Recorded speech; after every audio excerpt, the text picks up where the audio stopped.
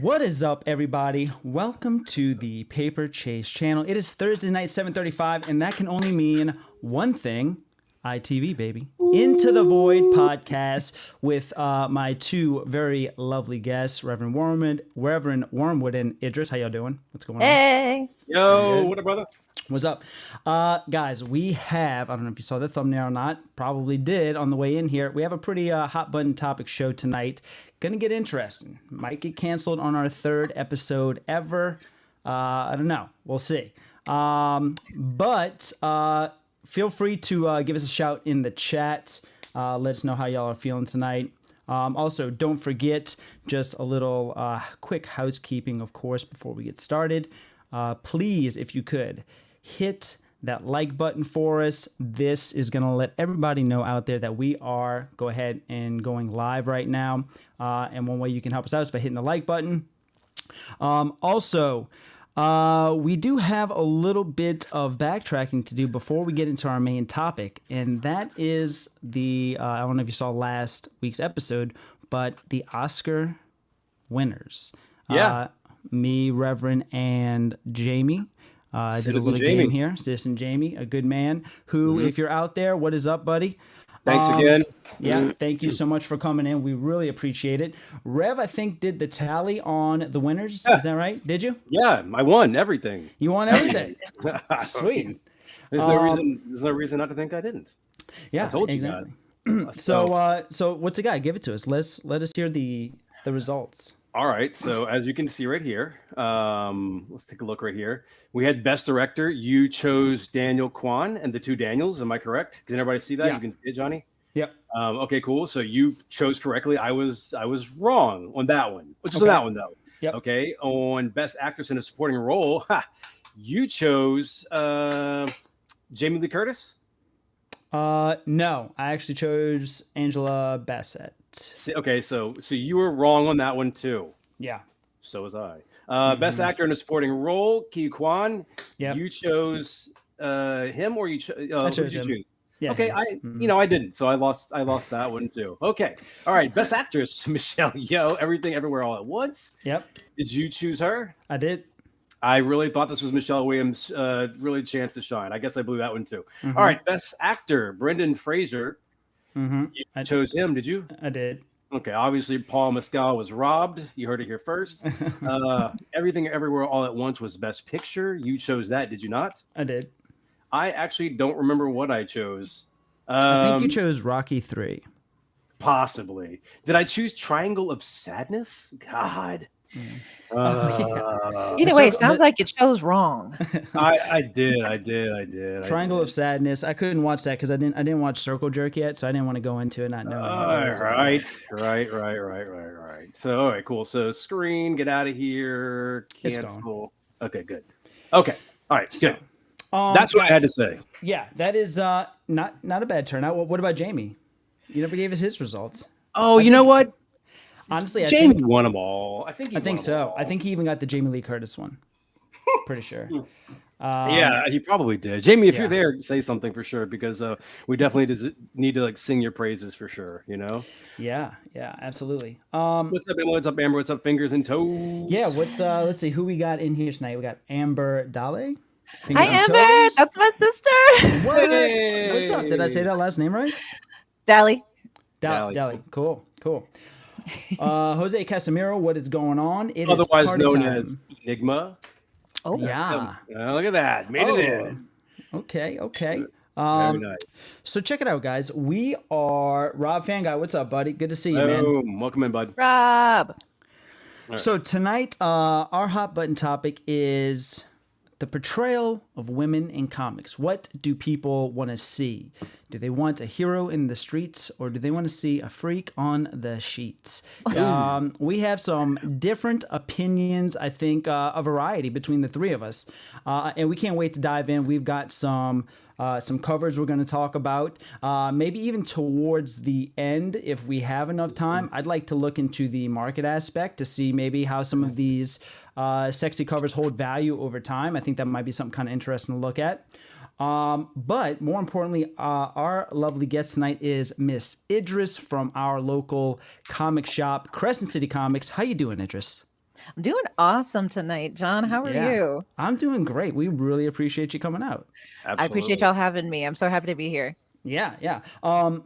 And as always, we have my PNC partner in comics, Mr. Reverend Wormwood Comics, in the top right. How you doing, buddy? Good, brother. Good, brother. Ready to crack this thing open because I feel like I came to the subject with Idris about 2 months ago or longer. I was at the shop and I started talking to her literally about like some covers that I was kind of like, God, look at these women on these covers. Like, I really want to buy this book, but I don't want to buy the damn book because this woman's like spread eagle on the damn cover. Yeah. And I can't take that home. I got kids. I got a wife. But, and then she kind of said like, well, why not? And I said, well, I think that this kind of like, possibly portrays these females in a bad light. And she's like, well, I feel like it's empowering for them. And I was kind of like, well, hold on.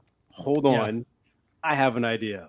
Would you come on a podcast with Johnny and I and talk about this? And she said, yes, she would. And here we are 2 months later. Fuck yeah. Hell yeah. Yeah. And also, just for the chat real quick, this is Nina. Nina says hi. What? Nina? Let's see, raise her up. Can you raise her like Simba? Oh, like. Okay, who brought the dog? That's pretty good. Very cute pup. And gets my roommates, actually. Okay, cool. She's a doll. Sweet. Okay, let's see. Any other housekeeping before we kind of jump into this? Well, first, Idris, I would love, before we get cracked open here, if you could kind of just give us a little bit of your comic origin story. How did you get into it? What do you like reading? What got you started at Crescent City? Whatever you want to talk about, go ahead. Sure. Hold on. I'm drinking and I have to burp. Nope, no problem. Yes, please have a drink. I'm not, damn it. I've got a mimosa in hand and my favorite wine glass. It's got a unicorn on it. Lovely. Yes. Let's see. So my comic journey started when I was very, very young. I actually grew up in Germany. My parents are Puerto Rican. They're from the island. My father joined the army and then got stationed in Germany with my mom. He brought the family. And they ended up staying in Germany after he got out of the army. So my parents were there for a long time. I was born there. I was there until I was 13. And at that time, there was this little corner store in our town where we would buy like school supplies and then also comics. So, I started off reading like Disney comics, Donald Duck, that kind of thing. Also a lot of Archie comics. And also the big thing for me as a child was, and it was kind of interesting knowing more about comics now, obviously, but Sailor Moon comics. And when I say Sailor Moon comics, I don't mean the manga. I mean, literally, like, it wasn't even like the manga published as single issues. It was screenshots from the TV show that was on in the 90s put into a comic book format. So nice. had so many of those. It was absolutely ridiculous. And then let's see, my comic journey kind of took a pause until about end of high school or college, at which time I started reading a lot of like Batman, just so much Batman, Killing Joke, Dark Knight Returns, like all that. And then towards the end of that, also Watchmen. I read Watchmen at the time. Just, the classics. Sure. Doing your due diligence. Yeah. Question? Sorry. Yeah, so just real quick, it made me laugh today. I was listening to the news today, and one of the news guys was talking about just crime in the city of New Orleans, and he goes, yes, but who's watching the watchers? I was like, I see you, bro. He was like, I see you, bro. Cool. Yes. So let's see. Then after that, I ended up living in Germany for a while. High school and like end of junior high, I actually was in Illinois. So that was like that period. And then after college, I ended up moving down here. At which point I lived really close to the Crescent City Comics on Ferret Street. And so I would just wander over there and start picking some stuff up, started reading Saga. Like Saga really pulled me back into the game. Yeah. And this was 2012, early days, before the dark drought, but of Saga specifically. Is that what we're calling it? Yeah, no kidding. And then I also read like a lot of Adventure Time comics and like Bravest Warriors. So just stuff that I really like and enjoy pulled me in. Hello, thank you. I love you too. But at this time, okay, so what brought me to Crescent City? I'm sorry, she's like attention. Oh no, it's okay right now. we love animals. Yeah, there's so many in this house. But so read Saga and everything, and then ended up moving away from Crescent City Comics, like the area. So I just couldn't get over there very easily because I was biking around the city, didn't have a car and all that. Yeah. Well, in 2019, I quit my horrible waiter job that I was at for 5 years. I was absolutely miserable there, even though I was making so much money and I was only working like 4 days a week. It was pretty good schedule, but I was just so sad every day. And my lovely partner, who I will shout out, I'm gonna call him Raziel because he's gonna love that. Raziel, we were dating at the time, and he basically saw how depressed I was and everything, and he was just like, listen. And we had been dating for a few years at the time. He was like, listen, if you don't want to work, you don't have to work. And like, this is such a like novel idea to me. I know.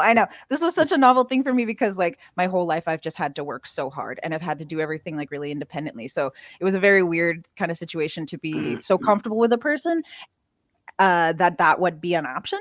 Yeah. So I didn't work for like 3 months, and then I was like, oh no, I need to do something. And I was like, you know what? I'm not going to go into service industry again. I ain't doing this.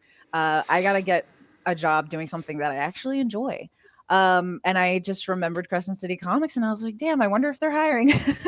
So I went over to the Ferret Street one, had no idea the Calhoun location existed by 2019, which they had opened in 2016.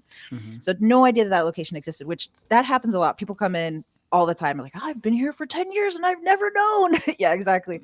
Right. So I went to the Ferret location. I was like, yeah, hiring. They just so happened to be hiring. And they were like, okay, well, meet us at this other location. I was like, wow.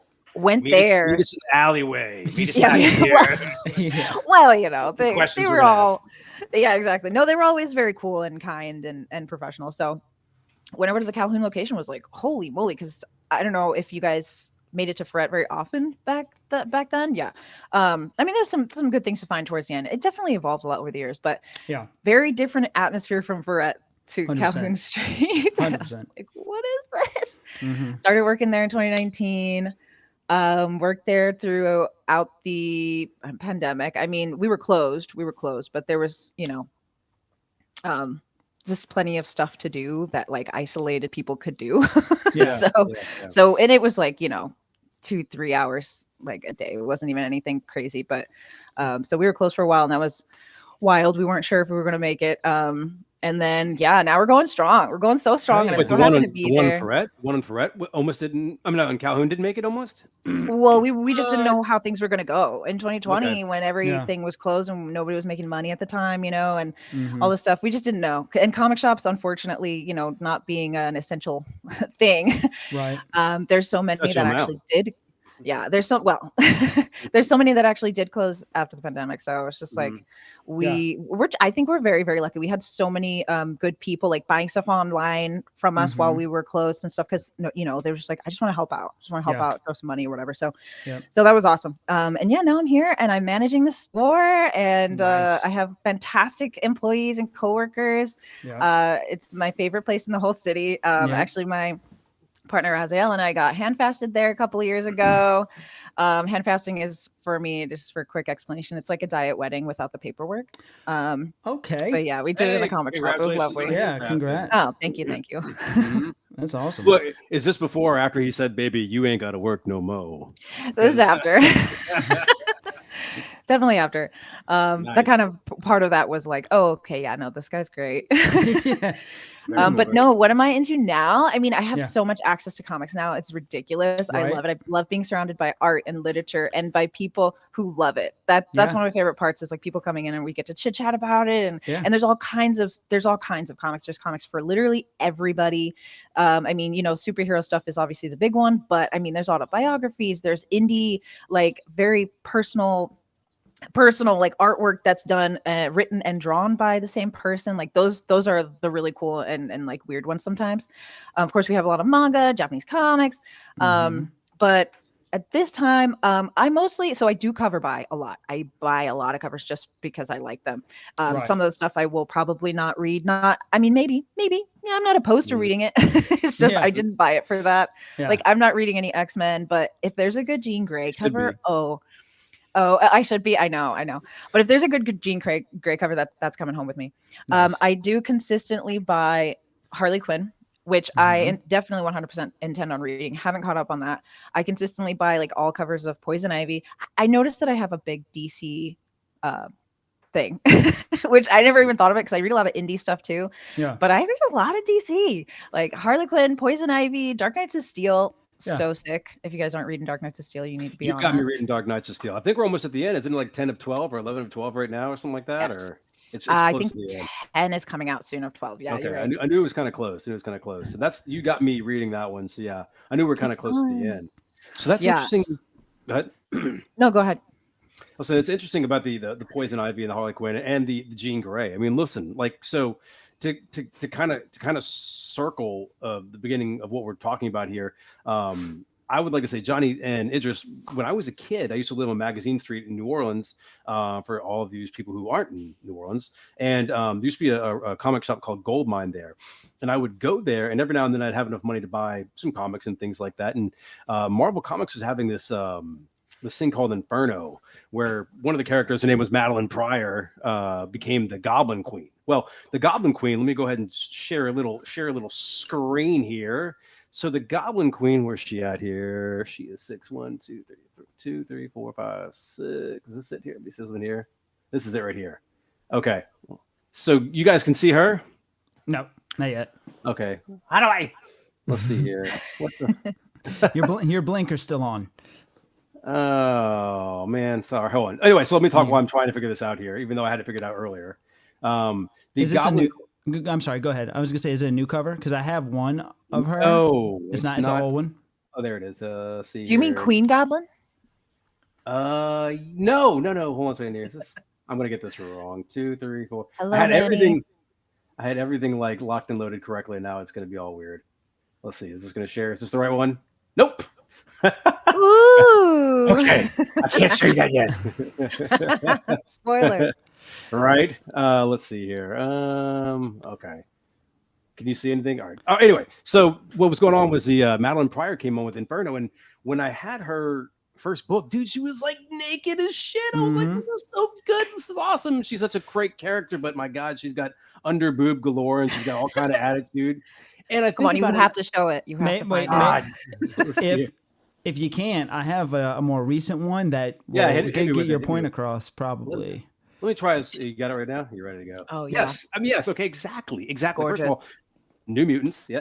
Okay. All right. Yes. So look, she's Look awesome. at those abs. Those abs. She probably has one of those little machines you put in your belly and like the little vibrates and everything like that. But so Madeline Pryor, this is how I came into kind of comics in a way. I saw her, I'm like, what the fuck, man? She makes me feel kind of weird inside, you know? And she was a clone and she's badass, and ultimately she dies because everybody dies in the Marvel universe. But yeah, I mean, like I was sitting there thinking to myself, I remember wanting to get more of them because she was in them, and I said, I kind of knew why. I mean, like, look at her. Holy shit. So this is like totally ascribing to me right there. Am I correct? As a young boy, I should be like, hell yes. Oh, yeah. She's getting me into comics right now. Absolutely right. So yeah, she's a great example of, and I think there's a few characters that, what you just said, literally that character was designed to do. You can't tell me that she comes onto the scene looking like this, and they're following, their age group and who they're marketing towards. And they're like, all right, what's the segment of people that are just blazing right full force into puberty? Let's get a character that's going to keep them, like, look, Emma Frost, right? Kind of the same thing. She's telekinetic. You've got the most powerful beings, telekinetic beings, already existing in the Marvel universe. You have Professor Xavier, and you've got freaking Jean Grey with the Phoenix Force. You don't need another telekinetic superhero on the scenes, but they put a hot blonde with very scantily clad clothing, and it's to sell covers. Like a redhead to me. Yeah. Well, but for like Emma Frost, like that's gotcha.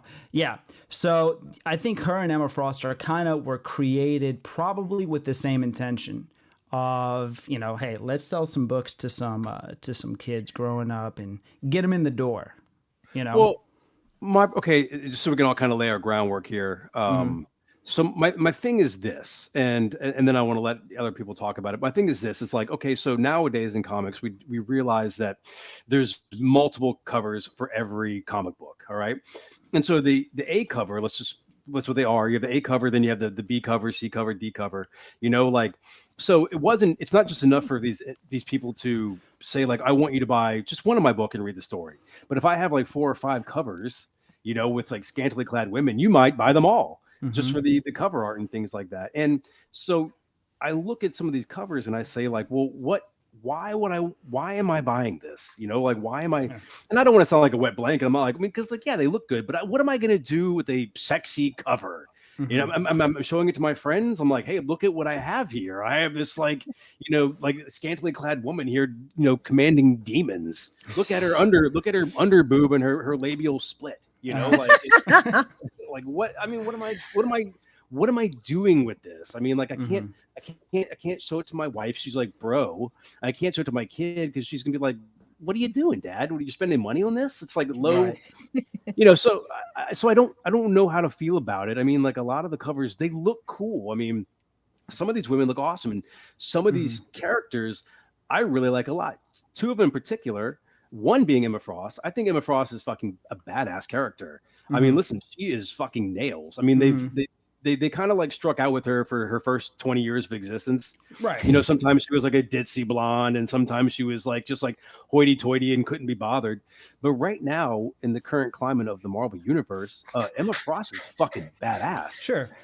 She's strong. She's basically ruling Krakoa. And actually, I found out a couple months ago that she sleeps in diamond form so she doesn't age. That's fucking smart. Yeah. Smart. Yeah, absolutely. Yeah, and I just think her inception or her introductory into the MCU was probably not with that intention. Like how you said, it took them 20 years for them to really build upon her. They're like, all right, she's been around long enough. Let's actually put some meat behind this character and not just have her be a sex appeal for a younger audience. She was played by January Jones, wasn't she, in the first, or is she played by?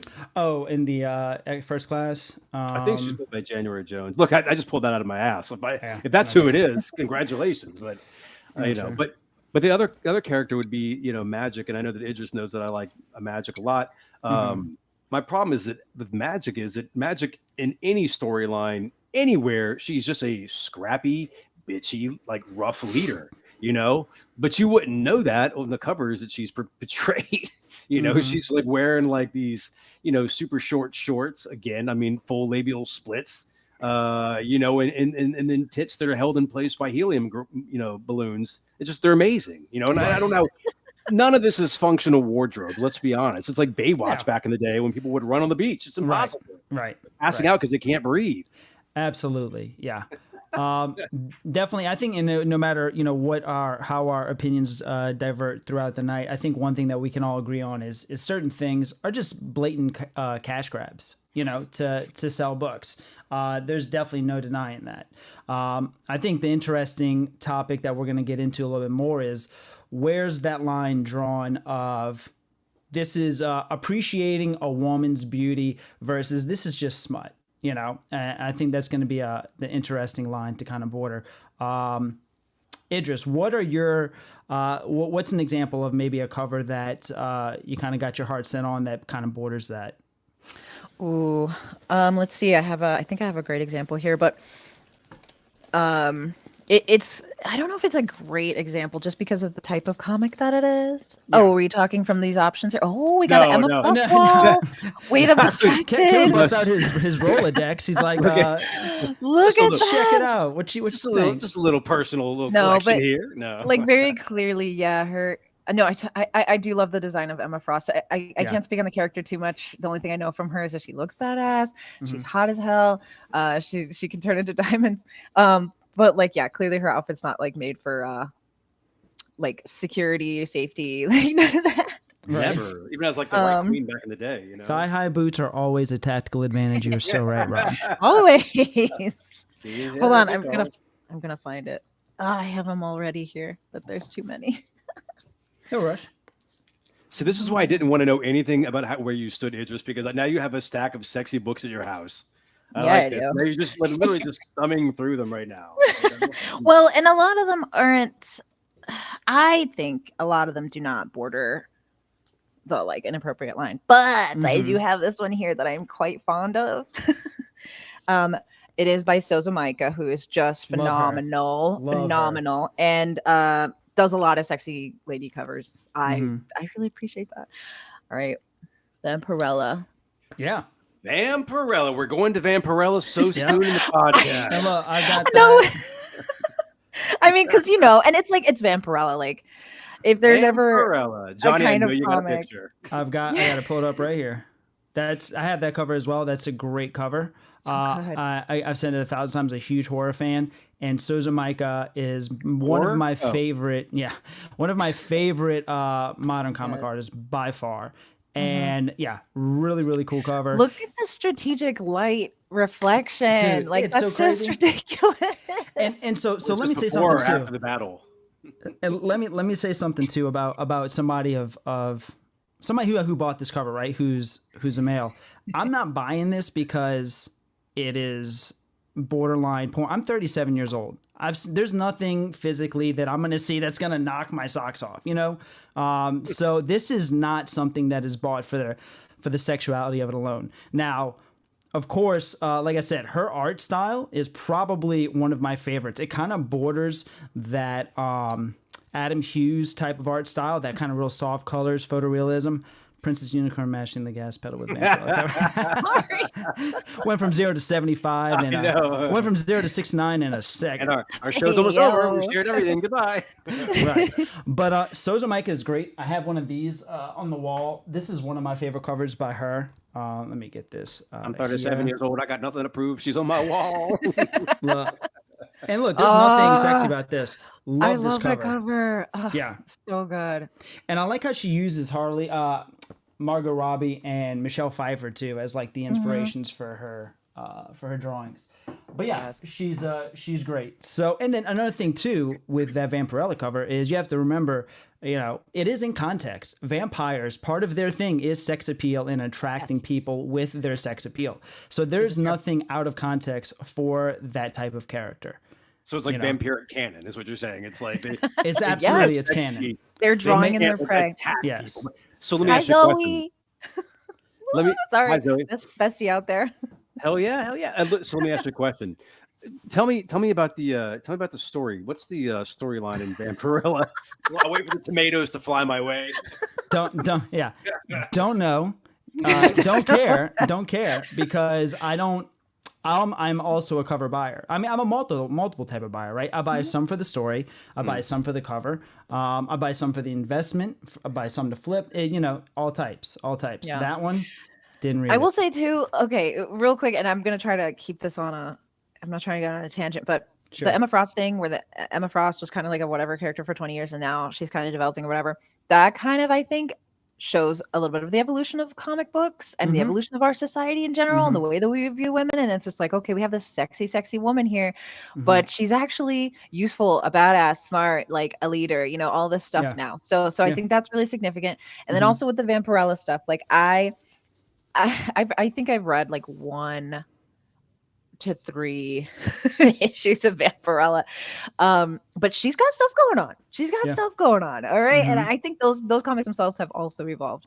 But what I think is really funny is that there's just this remnant of where we come from as a society and where comics were, because she's a vampire and her name is Vampirella. Like, I'm pretty sure she comes from the planet Dracon or something. There's who else is there in that universe? Purgatory. There's a demon lady named Purgatory. Draculina is another one. It's like, what are y'all doing? Like, clearly Lady Death. Lady Death. Yeah, Lady Death. Clearly these were just names in order to sell sexy comics, but I don't know. I feel like they're evolving.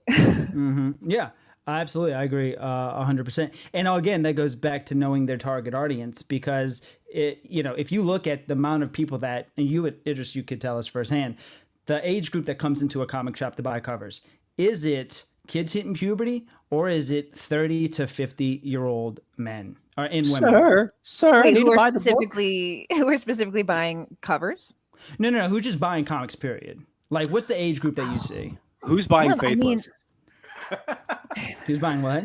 Faithless? I know one person buying Faithless. Actually, shout out to Maria Lovett so hard. She's like fantastic with the sexy woman covers and the sexy stories. Maria Lovett does That's Faithless. That's Faithless. Maria Lovett does so much work. I don't understand, but it's all very gorgeous and it's all very much like sexual but there's also story stuff going on. Like I actually really like Maria Lovett. But what's the age range, dude? There's a wide range of people coming in and they buy various stuff. Now we do try our best to monitor what the younger kids buy. Sure. And not too often do we get any issues where someone's just buying something and we're just like, that's not for you. Not too often. But no, I mean the age range is it's so wide. I mean, obviously families come in with their kids buying, all ages stuff and whatever. Right. Yeah, and we get people up to 60, 70, 80 just to come with their parents. Tell us one story. Where you like took the comic from the kid and you're like, I don't think so, buddy. Well, it's just difficult. Oh, well. I mean, nothing really specific, and it wasn't ever even that dramatic. But I don't know if you guys know. Oh my gosh, what's her name? No names. So there's who does no the artist / writer who does like Unnatural, Mercy, Sweet Paprika, Mirka Andolfo. Oh yeah, Mirka Andolfo does like Sweet Paprika. Sweet Paprika. I would probably take that from a younger kid. I love Sweet Paprika though. Like, love that shit, dude. I freaking love it. I would never know because all I see are nipples on the cover. I know, it's fantastic. What's dwelling underneath this cover? Let's take a look. No, actually, Sweet Paprika was a really great read because it was really about this. I mean, just real quick, a little tangent, but Mirka Andolfo just, I don't know. I'm sorry. I'm going all over the place because ultimately, if we're coming to, well, I don't know if we're trying to like give our full opinions right at this moment or not, but ultimately, let it ride. Let it ride. We got you here. Go for it. Yes, all of these sexy covers and things, like, sure, sometimes you can tell when the passion wasn't in it. I think you can, but most of the time it's just art. It's just art, and it's just people like expressing, like John said, like where's the line between like honoring just the female form versus like, oh, this is just nonsense. I don't know. I think it's all just expression, and it's so beautiful. And like Mirka Andolfo, is a woman, and she does just so many kind of comics about sexual liberation, which is not I want to be very clear here, and most of us watching here are adults and everything. We understand what's going on, but like in general, feminism, because of course this is what this is all about, right? Are these sexy covers like anti-feminist or something, right? Feminism in general is not about like sexual liberation versus versus conservatism. It's about the woman's choice to choose. Like that's it. It's about a woman being free to choose which one she wants, because men have been free to choose that this entire time. So Mirka Andolfo is a woman who is choosing to draw sexually liberated women. She's choosing to draw women who choose to be sexually liberated. And Sweet Paprika is such a great story. It's like this CEO of this business. She's such a badass lady, but she's really mean and she's super bitchy and everyone's scared of her and stuff. But she's like really sexually repressed because of something that happened in her childhood. And she ends up having this romance with, it's so cute because she's is this real life or this is the book? This is the book. This is Sweet Paprika. I'm sorry. I'm sorry. I was like, what an amazing going all into Sweet Paprika. I want to meet this lady. Right. But yeah, no, it's super cute. And yeah, okay. So sorry, going back to the question of, do I have a story? I mean, honestly, the only time that we've ever had to pull anything from young kids' hands is if it was like excessively violent stuff. I think that the kids, I think they're probably way too embarrassed to buy the smutty stuff. But I did have somebody who was kind of young get an Unnatural, which is it is Mirka Andolfo, so there's obviously going to be sexy kind of imagery, but it's also like animal people. So like a younger person got that one time. Wait, what? Two birds with one stone. You got sex and animals right there. That's ballsy to come up to the counter with that one right there. Yeah. And I don't remember how old they were. They were like past 16 probably, but I was just kind of like, yeah, what this is. I don't know, you know. No, ma'am. I mean, at that age, it's like whatever. But yeah, I think like some younger kids were trying to buy like Punisher Max or something like that, and it's just kind of like, well, where does the violent line border? And we're not talking about that, but Right. I don't have too many like super interesting stories of being like, get out of here, you're trying to buy this. Right. You know, whatever. I don't honestly. I think Go to with church. I think with the internet, you kind of don't. I don't think a lot of kids are like that's their motive. Also, because Yeah. you have the internet, you have the entire internet. I don't think people are chasing paper, looking for hot chicks. You know, The what I'm Only saying? place I can Like- get this is at the comic store. Right. Yeah. Dude. Yeah. So Do y'all have a back room here? Jesus. Apparently we used to have a back room at the store on Elysian Fields in the 90s. Oh. Which is let like, me- you know, long days past. And look, Let me there get your opinion. are. What's that? Oh, go ahead, Go sorry. ahead. You first. No, Go I was ahead. gonna say there's like another thing, just another avenue of kids really wanting to like look for stuff. I mean, there's like I was looking on Amazon, just doing research here. There's like literally there's smut comics. It's called Smut Comics, and it's on Amazon. You can just buy it and You get write it that 2-day delivered. Yep. I feel like Vampirella should be part of the smut comic imprint, you know? No, Like, this makes Vampirella look like Cinderella. Like this is. wow. This shoots past Zombie Tramp Zone. So I think I scrolled through like one like example of like a storyboard, and like in the first 3 pages, somebody got shot in the head, and then a sheriff like fucked a drill officer or something like that. I'm just like, this is not. Yeah. This is not. This is like, you know, this is a different thing completely. You're right. In the context of our sexy lady covers It is- harming women anyway. Then there's like this Dude. stuff, which is like just on the other end of the It cripples to that stuff. Yeah, yeah. Shot the person with Absolutely. like a penis gun and semen bullets kind of thing. You know, like that kind of grossness, or No, just a just a regular. what's wrong with me? I don't know. No, you're right. Hey, maybe you should start a comic.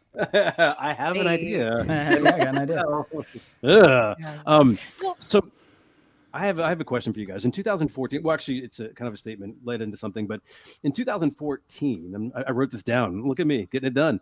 Milo Manera for Marvel Mm-hmm. drew a cover of a character, and the cover. Let's see if I got this right here. The cover was this right. Nope, that's not that one. Not that one. Hold on a second here. It is this one here. Okay. Yes. Do you remember that? Classic. Okay, cool. So this came out and immediately was just blasted. People are like, "Oh my God, how dare you? Mhm. It's an unnatural position. No human being could be in this position. Look at those Right. glutes. This is Yeah. incredibly those glutes." disgusting."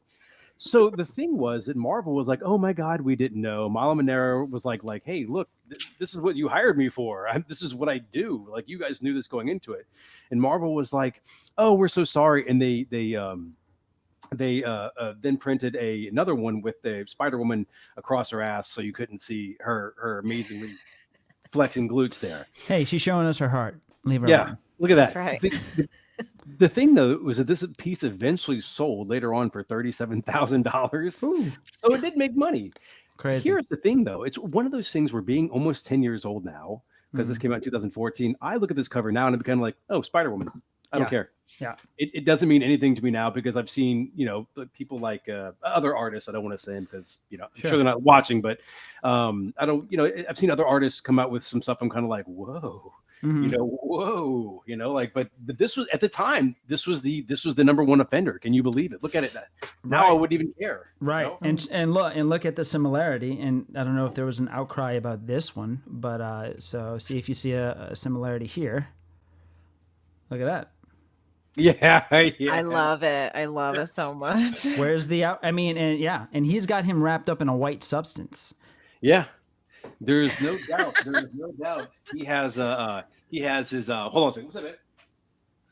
Definitely an homage. I love it.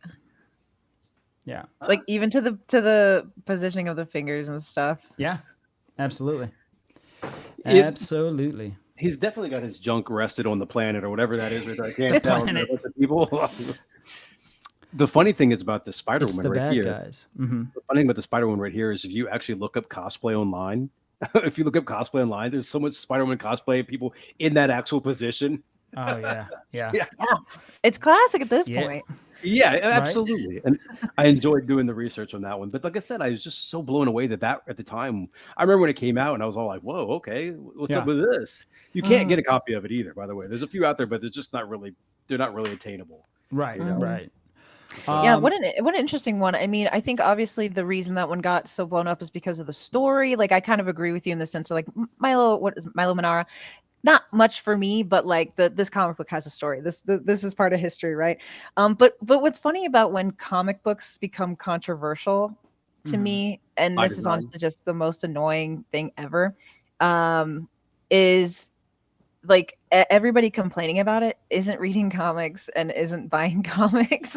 Like another great example of the outrage that comics can produce to just a world of people that are just not in it is like Superman, Son of Kal-El, when they made John Kent, he's bisexual, and everybody was freaking out. Oh, why are you making Superman bisexual? And it's just like, you're not even reading it. Like the amount of people who reached out to me to say something about it, I said, are you reading it? No, they're not reading it. So why do they care? The people that this is meant to go to is going to them. The people who love Milo Manara's art, it's going to them. Also, okay, here's my big thing about. Hey, those are fair points. But real quick, I won't hold your thought right there. Those are fair points because, like I said, I find in all walks of life that people do bitch about things they don't even pay attention to normally. So this is actually a great case in point. You're going to need a refresher on that drink, Idris. I know. like in people in sports, like in their life and things like that. I don't care how many people you're dating or how many times you've been married. That's none of my fucking business. I don't care what you get into. Like I said, comics and things like that. Who cares if Superman's family member is gay? Who gives a shit? It's just a writing, it's art. Now listen, understand that comics are there to sell and make money. Like when Superman declared that he was no longer an American, like the whole thing, like people are like, boycott Superman. I mean, like, you're not even reading him in the first fucking place. What are you going to boycott? You're going to continue to not buy Superman? Right. So I mean, but anyway, that was my thing. Idris, go ahead. Yeah, I think, yeah, I know. Yeah. Finish, Idris. No, go ahead, John. Go ahead. Well, I was just going to say, I think a lot of that uprise comes from just when a character has been existed a certain way for a very long period of time. And then they all of a sudden flip it and make it like all of a sudden, hey, this character was, completely changed just to satisfy a certain group of people. And I'm not even saying that, I have a problem with any of that, but I think that's when you have the most uproar. Is when that happens, and I think and Superman's son is even that old of a character, right? So he's actually a fairly new character that is a good example of somebody who fall in the lines of, hey, this still makes sense comically and his progressive storyline. Like, this is not crazily shocking, He's not trying to give hand jobs while he's fighting guys. He's not right. It's not a sexual comic. Giving handies. Watch out, bad guy. Here it comes. Like, and he's just like a regular kid living his regular life, and he has a crush on a dude. Like, that's literally it. It's wild. Yeah. But okay, so going on to maybe some other cover types. So this is some stuff I kind of pulled up, and we can segue into one of the topics of cover. What, you got some?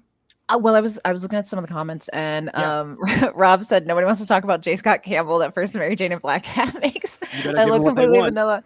Listen, J. Scott Campbell does some great work. I'm not a huge J. Scott Campbell fan. I don't particularly care for his art. I'm not sure why. It's just like there's a particular flavor that he has. It's not for me, but he does some really, really nice stuff. And that Mary Jane and Black Cat was really nice. This is, I'll pull up one of my, I want to get this cover, J. Scott Campbell cover. And this isn't really too bad, but I'm just a big all in all kind of 80s fan. And this cover is really cool. J. Scott Campbell is. Okay. Oh, that's sick. That's cool as hell. I've not seen that. Yeah, it's. I mean, I just love everything about it. And it's nothing to do with her top or anything like that. I'm a 37-year-old man. Exactly. So yeah, really cool J. Scott Campbell cover. And what else? Let's see. Well, you better give them what they want. But J. Scott Campbell's kind of weird in the fact that, like, so J. Scott Campbell, I never see covers where he's like doing like scenes or he's like fighting scenes and things like that. It's always like these movie posters. He always does like movie poster covers and things like that.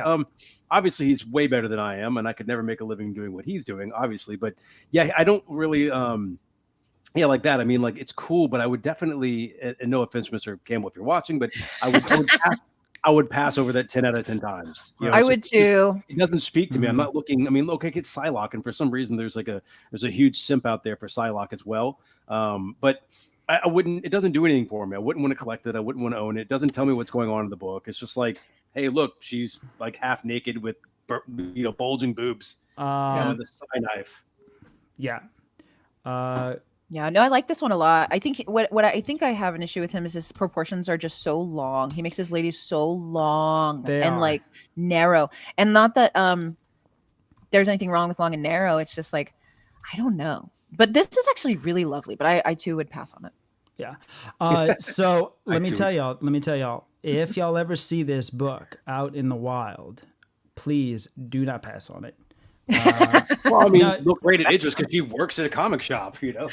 Are you familiar? Are you familiar with this variant? Me? No. Okay, check it out. Let me tell you why you never ever want to pass on this cover, whether you keep it or sell it. This one right here. This one right here. Hang tight, one sec. Okay. Hang tight with me. Okay. So, hold on.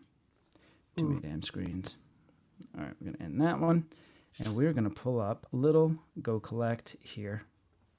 Where you at? Boom. Okay. Last sold for this book, 9.8, was $8,600. Oh, it's hand drawn. There's only one of them. That's why. Wait, what? No, this book here is a variant. This is a variant that came out.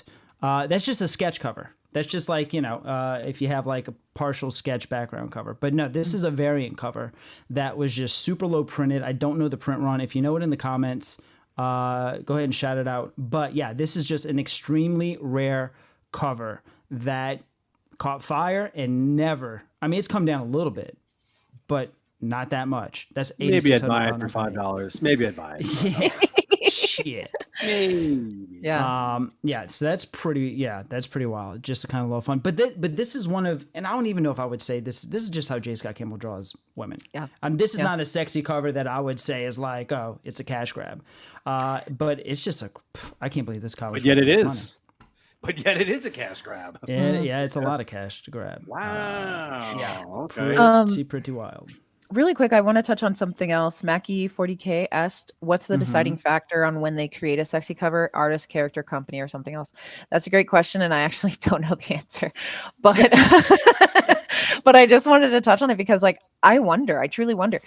I mean, I don't even know the first thing about the process of talking to the artist and getting their cover on a comic book. Like, does an artist know the issue number and the title that they're drawing for? Like, I honestly have no idea. Does anybody have any insight on that? Yeah.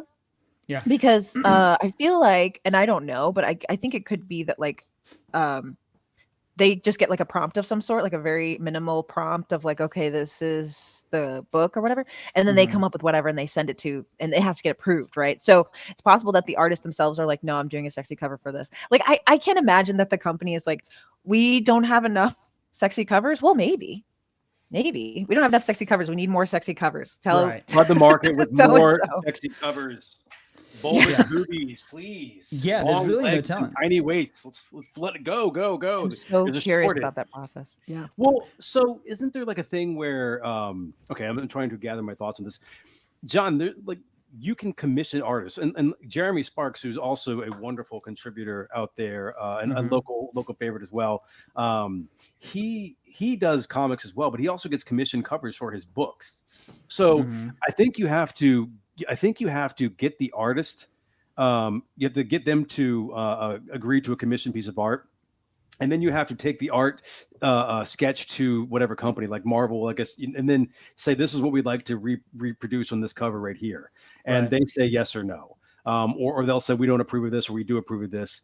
If you look at, there's like two main companies that I kind of eyeball, and John, I know you do too. Let me see. There's was it Antihero Comics and Unknown Comics. They have a ton of variants of their own, which they've got to be reaching out. They have to have some of these artists like in the stable, and then Marvel just approves, says yes or no, and then you just mass produce number ones and number twos like all day, and then I think that's how they get the sexy covers. And I mean, like, listen, if you're one of these companies that's producing these covers, like you don't want to like not sell the fucking thing. Sure. So you're going to get like David Nakayama doing Spider-Man in an awesome position, or you're going to get, Nathan Zerdy, who's a wonderful artist, and you're going to get him doing these women in these amazingly hot and sexy positions and things like that.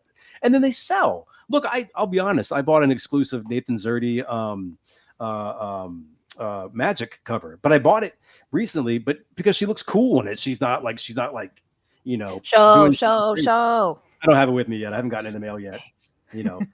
First time I actually bought a book outside of like either eBay and or my local comic shop, which was Crescent City up there at the top. But I mean, they want them to sell, so you try and get like, I guess it doesn't matter the story, because I hadn't read X-23 Deadly Genesis before I got the cover I got another one with X-23. I hadn't read it. I just bought it because of the cover, and that's what they're trying to get people to do, is buy them for covers. Sure. So what sells? What sells? Money. Sex. Always. Hi, Kevin. What's up, buddy? Great comment. That was my friend Kevin. Sweet. What's up, Kevin? Yes, he's talking about sex criminals, sexy content, and weapons without the smut. He can't remember if the covers were hot or not. Actually, I think some of the covers were hot. Sex Criminals is a great book, great story, and a wonderful way to talk about sex without being super explicit. So I really appreciate that book. How do you talk about sex without being like, okay, you don't have to be explicit, but I mean, what do you mean?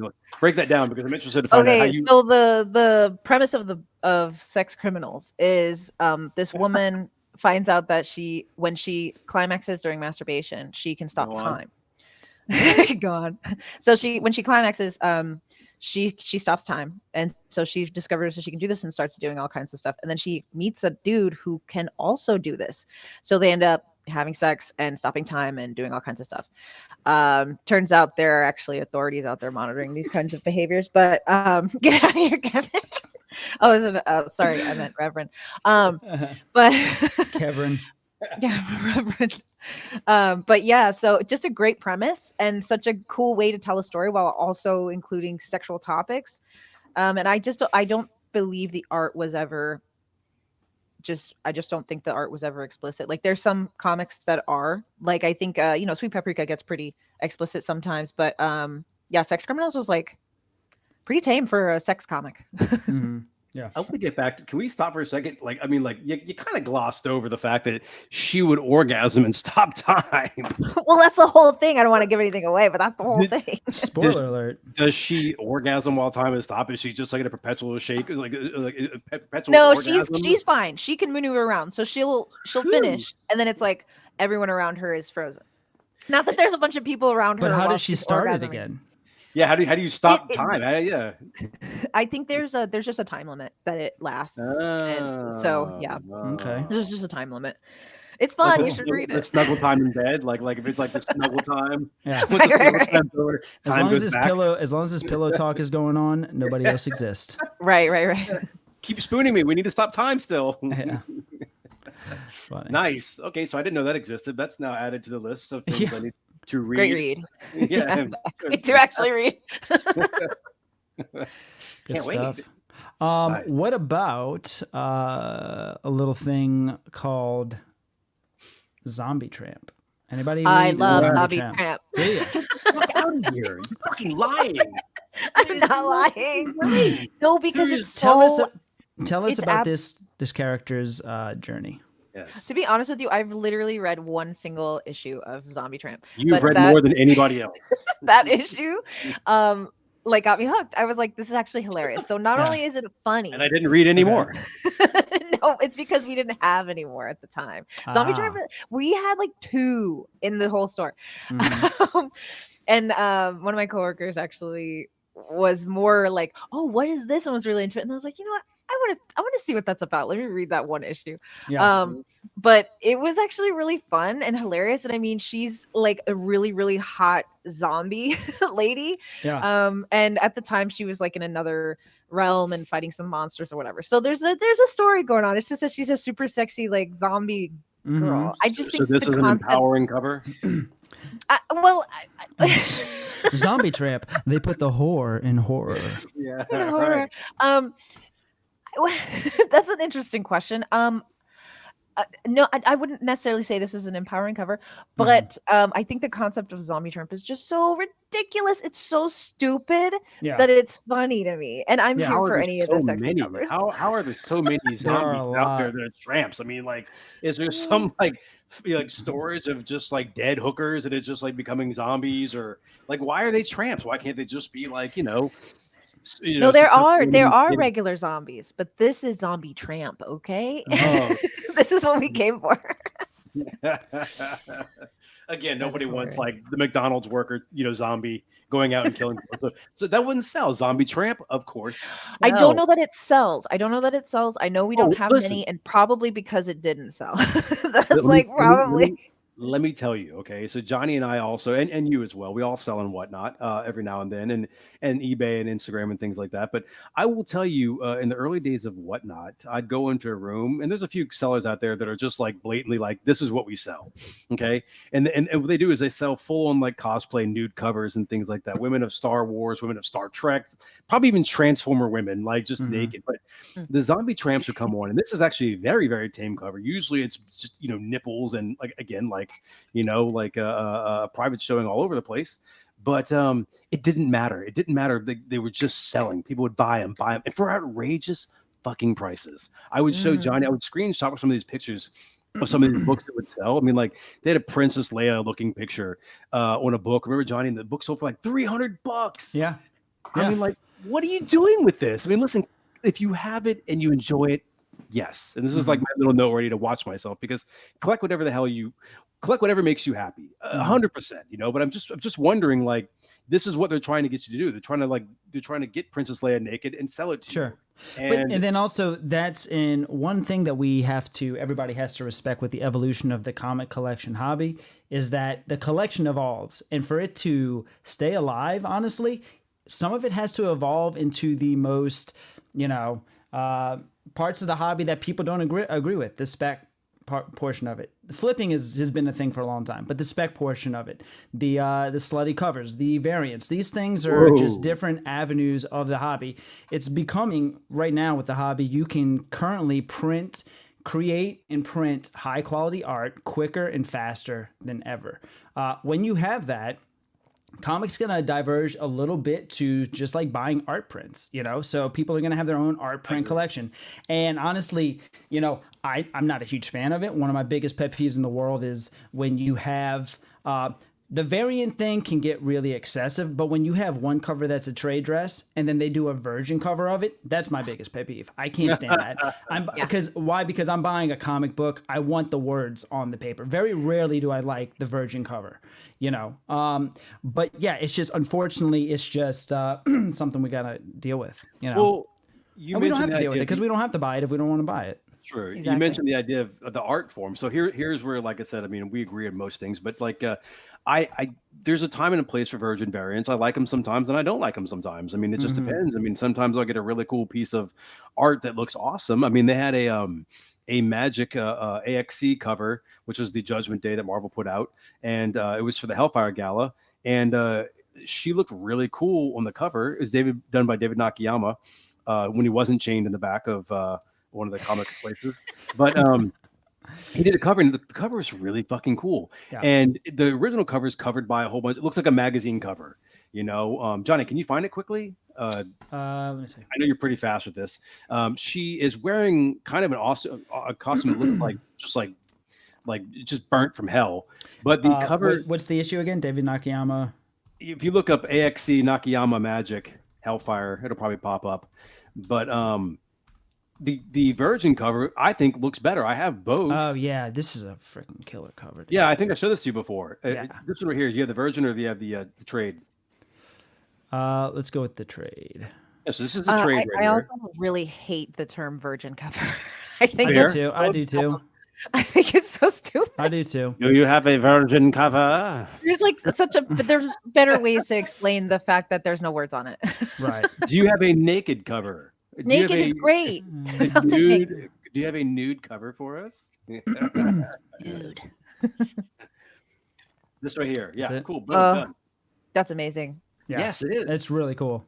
It's a really cool cover. I own both copies of it because I think it's fucking cool as hell. But I will tell you in this instance right here, for this one right here, I actually like the Virgin better, because I can see the whole picture. The whole picture is cool as hell, So, but I see what you're saying. I think the industry has like a weird thing where they automatically charge you so much more money for Virgins. Like you actually have to pay more money for them doing their job less. Like these sketch variants out there. Like why would these sketch variants are so expensive too, Yeah, I feel like it degrades the I don't know, the rarity of the book. Like and for some reason, I don't know, if you're going to have 5,000 of a book print run, that's fine if it's going to be a master print run, whatever. But if you're going to have 5,000 and then another 5,000 of the same damn thing, but without the trade dress on it, that to me just seems redundant. And like, how many more people are really preferring no words than words? They're buying both. They're buying both. They're buying both. Well, and part of it is too not just that they necessarily prefer it without the words, but also the accessibility of the one without the words, like the fact that it's so exclusive because not a lot part of have it. That's like a big thing too. Everybody just wants the cool thing. Yeah, absolutely. Yeah, that's awesome. And look, and that's part of definitely part of my collecting Rolodex is rarity. I love if a book is rare and a cover is rare, that is like the chances of me selling that are kind of low. Not going to do it. Because I just like rarity. So I definitely can empathize with that if you like it for the rarity of it. But a lot of times I feel like, I don't know, if you have a print run of a book of 1,000 and, it's rare, but only, 500 people bought it and there's 500 just sitting there in a warehouse and, somewhere, then it's just like, kind of defeats the purpose. Oh my God. Go ahead. I'll say, how many of us comic buyers, come into stores that you work at and ask for these kind of things like that and buy multiple covers of the same book? How often does it happen where you have somebody who buys like all the covers of all the books if they can?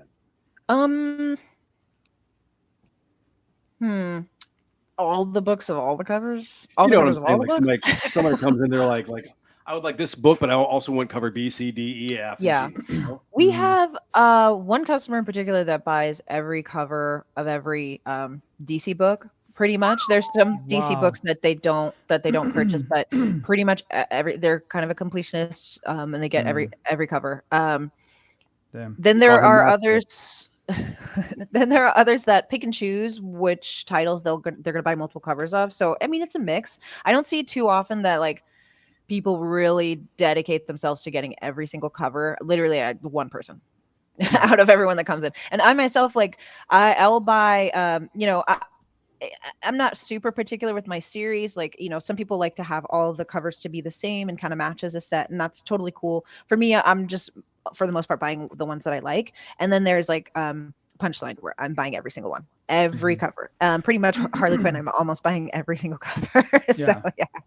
Does the guy who buys all the covers, like, does he have like his own little section? Does he have like slippers when he walks in the door? They're like right there. I know, we give him tea. I have a fan right there. We love him. He's fantastic. Fauntleroy. Yes, exactly. Sounds amazing. So what about need a boyfriend? I'm willing. No, it's nothing like that. Like a lot of the people who come in who spend a lot of money weekly, because we do have some customers that just want to put down money like every week for their massive stack. Everyone's so respectful and kind and sweet, and no one expects any special treatment. Like it's really cool. Yeah. I gotta say though, so when I first got into comics, which was really not all that long ago at all, Crescent City, first time I ever walked into a place. And I just started a folder, and I walked in, and Idris came up to me, and she's like, and I think I had maybe been in a couple of times before that, but by this point you remembered my name, and you're like, oh, hey John, here's your books, hand delivered the books to me, and then I'm just like, does this happen all the time? Like, what is this magical little place? Like, like, this is amazing. It does happen. It's amazing. Yeah, it's great. So I don't know. It's just a great service that y'all do over there at Crescent City. So if you're ever in the NOLA area, 100% go see Crescent City Comics. They take care of you. They got a great, there it is right there. They got a great selection of not only comics, but Funko Pops, toys, trade paperbacks, keys, wall books, everything. Doormats. We almost bought a doormat from y'all. I don't know if. Yeah, it was. I think it was like a Star Wars doormat. I was like, we got to get that. Nice. Yeah. Yeah, thank you for saying that, John. We appreciate it. We pride ourselves on really treating our customers well and providing a service that that's just like top notch. I don't know. We try. We really try. We really try. Absolutely. And that all is like from my boss. My boss is like just expects us to just do the best for our customers. So I appreciate that from him. Yeah, absolutely. What you got here, Kev? So you know what I found? I'm going to show you with this. Just kind of moving a little bit here. So real quick here, as I was doing the research for everything, I found that like Marvel has like more scandalous covers than DC does. I find that DC actually has like they'll have these covers like this right here with Harley Quinn and Poison Ivy. I was just thinking about it, Idris, and I don't want to forget because you'd mentioned this is what you collect. Yes. And I would pass on this cover, by the way. You'd pass on this one? I would pass on it. I don't like it. I don't like it. I'm not. Yeah, I'm not a fan of it either. Art is. Sorry, no. Talk, Kevin, talk. Oh, God. No, but I find that DC actually doesn't have like these covers that are like super scandalous. I feel like they're good covers. I mean, so my kid for Christmas is a big Harley Quinn fan, and I bought them a few Harley Quinn things, and they didn't wear them at all. I was like, I thought you were a fan, and they told me like, yeah, but I'm not a fan of that Harley. This was apparently the Joker girlfriend Harley. Oh no! They only wanted the Poison Ivy in Harley version of Harley Quinn. That's right. They know what they're talking about. No. So I mean, it was news to me. Here I am going. I've bought you these wonderful things, right. And you don't. And look, let's pull up this just so we can remind ourselves where she came from. Dr. Harlan Quinn. No, to be honest with you, ooh, first Poison Ivy. Scandalous right there. Scandalous. Look, these two dudes are fighting over whoever they are. She looks like fucking Peter Pan. Whoever dude. those dudes She are. does. 100%. This is a Peter Pan ripoff. Oh my god. And I love Peter Pan. It's all clicking in my mind now. Yeah. She's somebody come a long way. DC's like, can somebody mash up? Well, see, Jolly Green Giant's real popular right now. Kids really want their asparagus in the can. Yeah. And well, Peter Pan's popular. Can we like totally mash them? No problem, dude. Got you. Yep. Say no more. Say no more, fam. I love it. No, but to be honest, I don't discriminate between Harleys. No offense to your kid, because I totally understand where that mentality comes from. I do not discriminate between Harleys though, because I actually really love the classic outfit. I freaking love that outfit. It is such a good design. But also Harley has just evolved as a person, and it's so important to remember where she came from and what she was before. And I just love that. I love her whole evolution. I love how she has her ongoing comic. I love that she started in the animated series and then got integrated into the comics. Like, I just love her entire arc as a character in our reality. I just love it so much. And then she really opened she is compelling, and like the fact that she has a psychology doctorate, that I love that it gets used much more now too in the comics. Like, they really touch on that and have her solve things using her like psychology degree and things, which is so cool. She really opened the door for like female villains in general, also like female like anti-heroes and stuff too, because her and Poison Ivy are no longer like really considered just straight villains, which I really, really love. Yeah. And of course I love what came out of Harley, which is Punchline. I freaking love Punchline. I don't know enough about Punchline, but yeah, I know she's fairly new, isn't she? Like in the last year or two. She's so new. Created by James Tynion. James Tynion, who is one of my favorite comic writers right now. I'm reading so much of his stuff specifically. He's just great. Although, funnily enough, I haven't read a lot of his superhero stuff, which is like kind of Did you start Blue how Book? His name got big. I did start Blue Book. I'm excited for the rest of it. It's pretty good. I mean, it was just a setup, his first issue. And I have some thoughts on like what really went on, because what Blue Book is about is like a true story. So I have thoughts about like the actual story, but yeah, it's good. Cool. That book has actually been out for like almost a year. If you were to like, he's got his site. If you were to sign up, the Substack, and people like were getting that thing like a year ago. I don't know if he's released the entire run yet, but I know that first one was on there. This is a cool. I don't know if you ever seen this Nakayama homage to this cover. You seen that? Oh my god, I love it! I've never seen that. Yeah. What book is that? This is Poison Ivy. Poison Ivy #1. Yeah, #1, just the Nakayama cover, homage variant. Yeah, That's really, amazing. really cool. Yeah, I like the outfit with the fungus and the stuff growing all over and all that. It's cool. Yes. Are either of y'all reading Poison Ivy? No, I could lie to you. No. Tell the truth. It's I such caught a. Poison Ivy not too long ago. Oh no! No, I'm just kidding. Lucky you. No, I'm kidding. Yeah.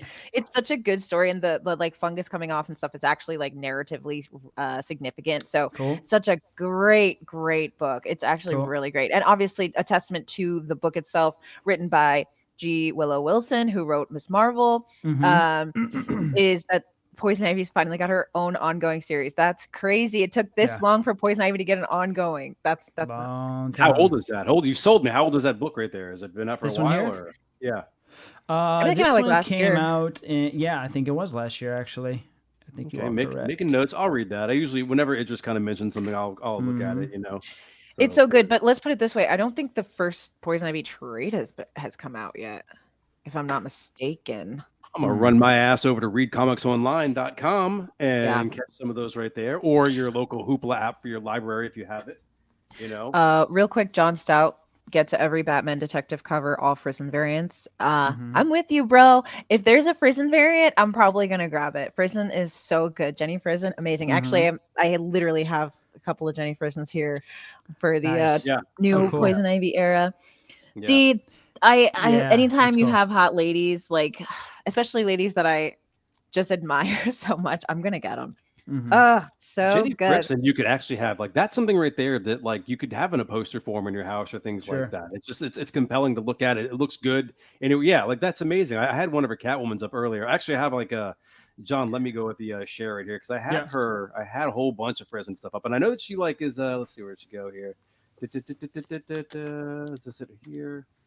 Of course, it's gonna disappear now. Son of a bitch.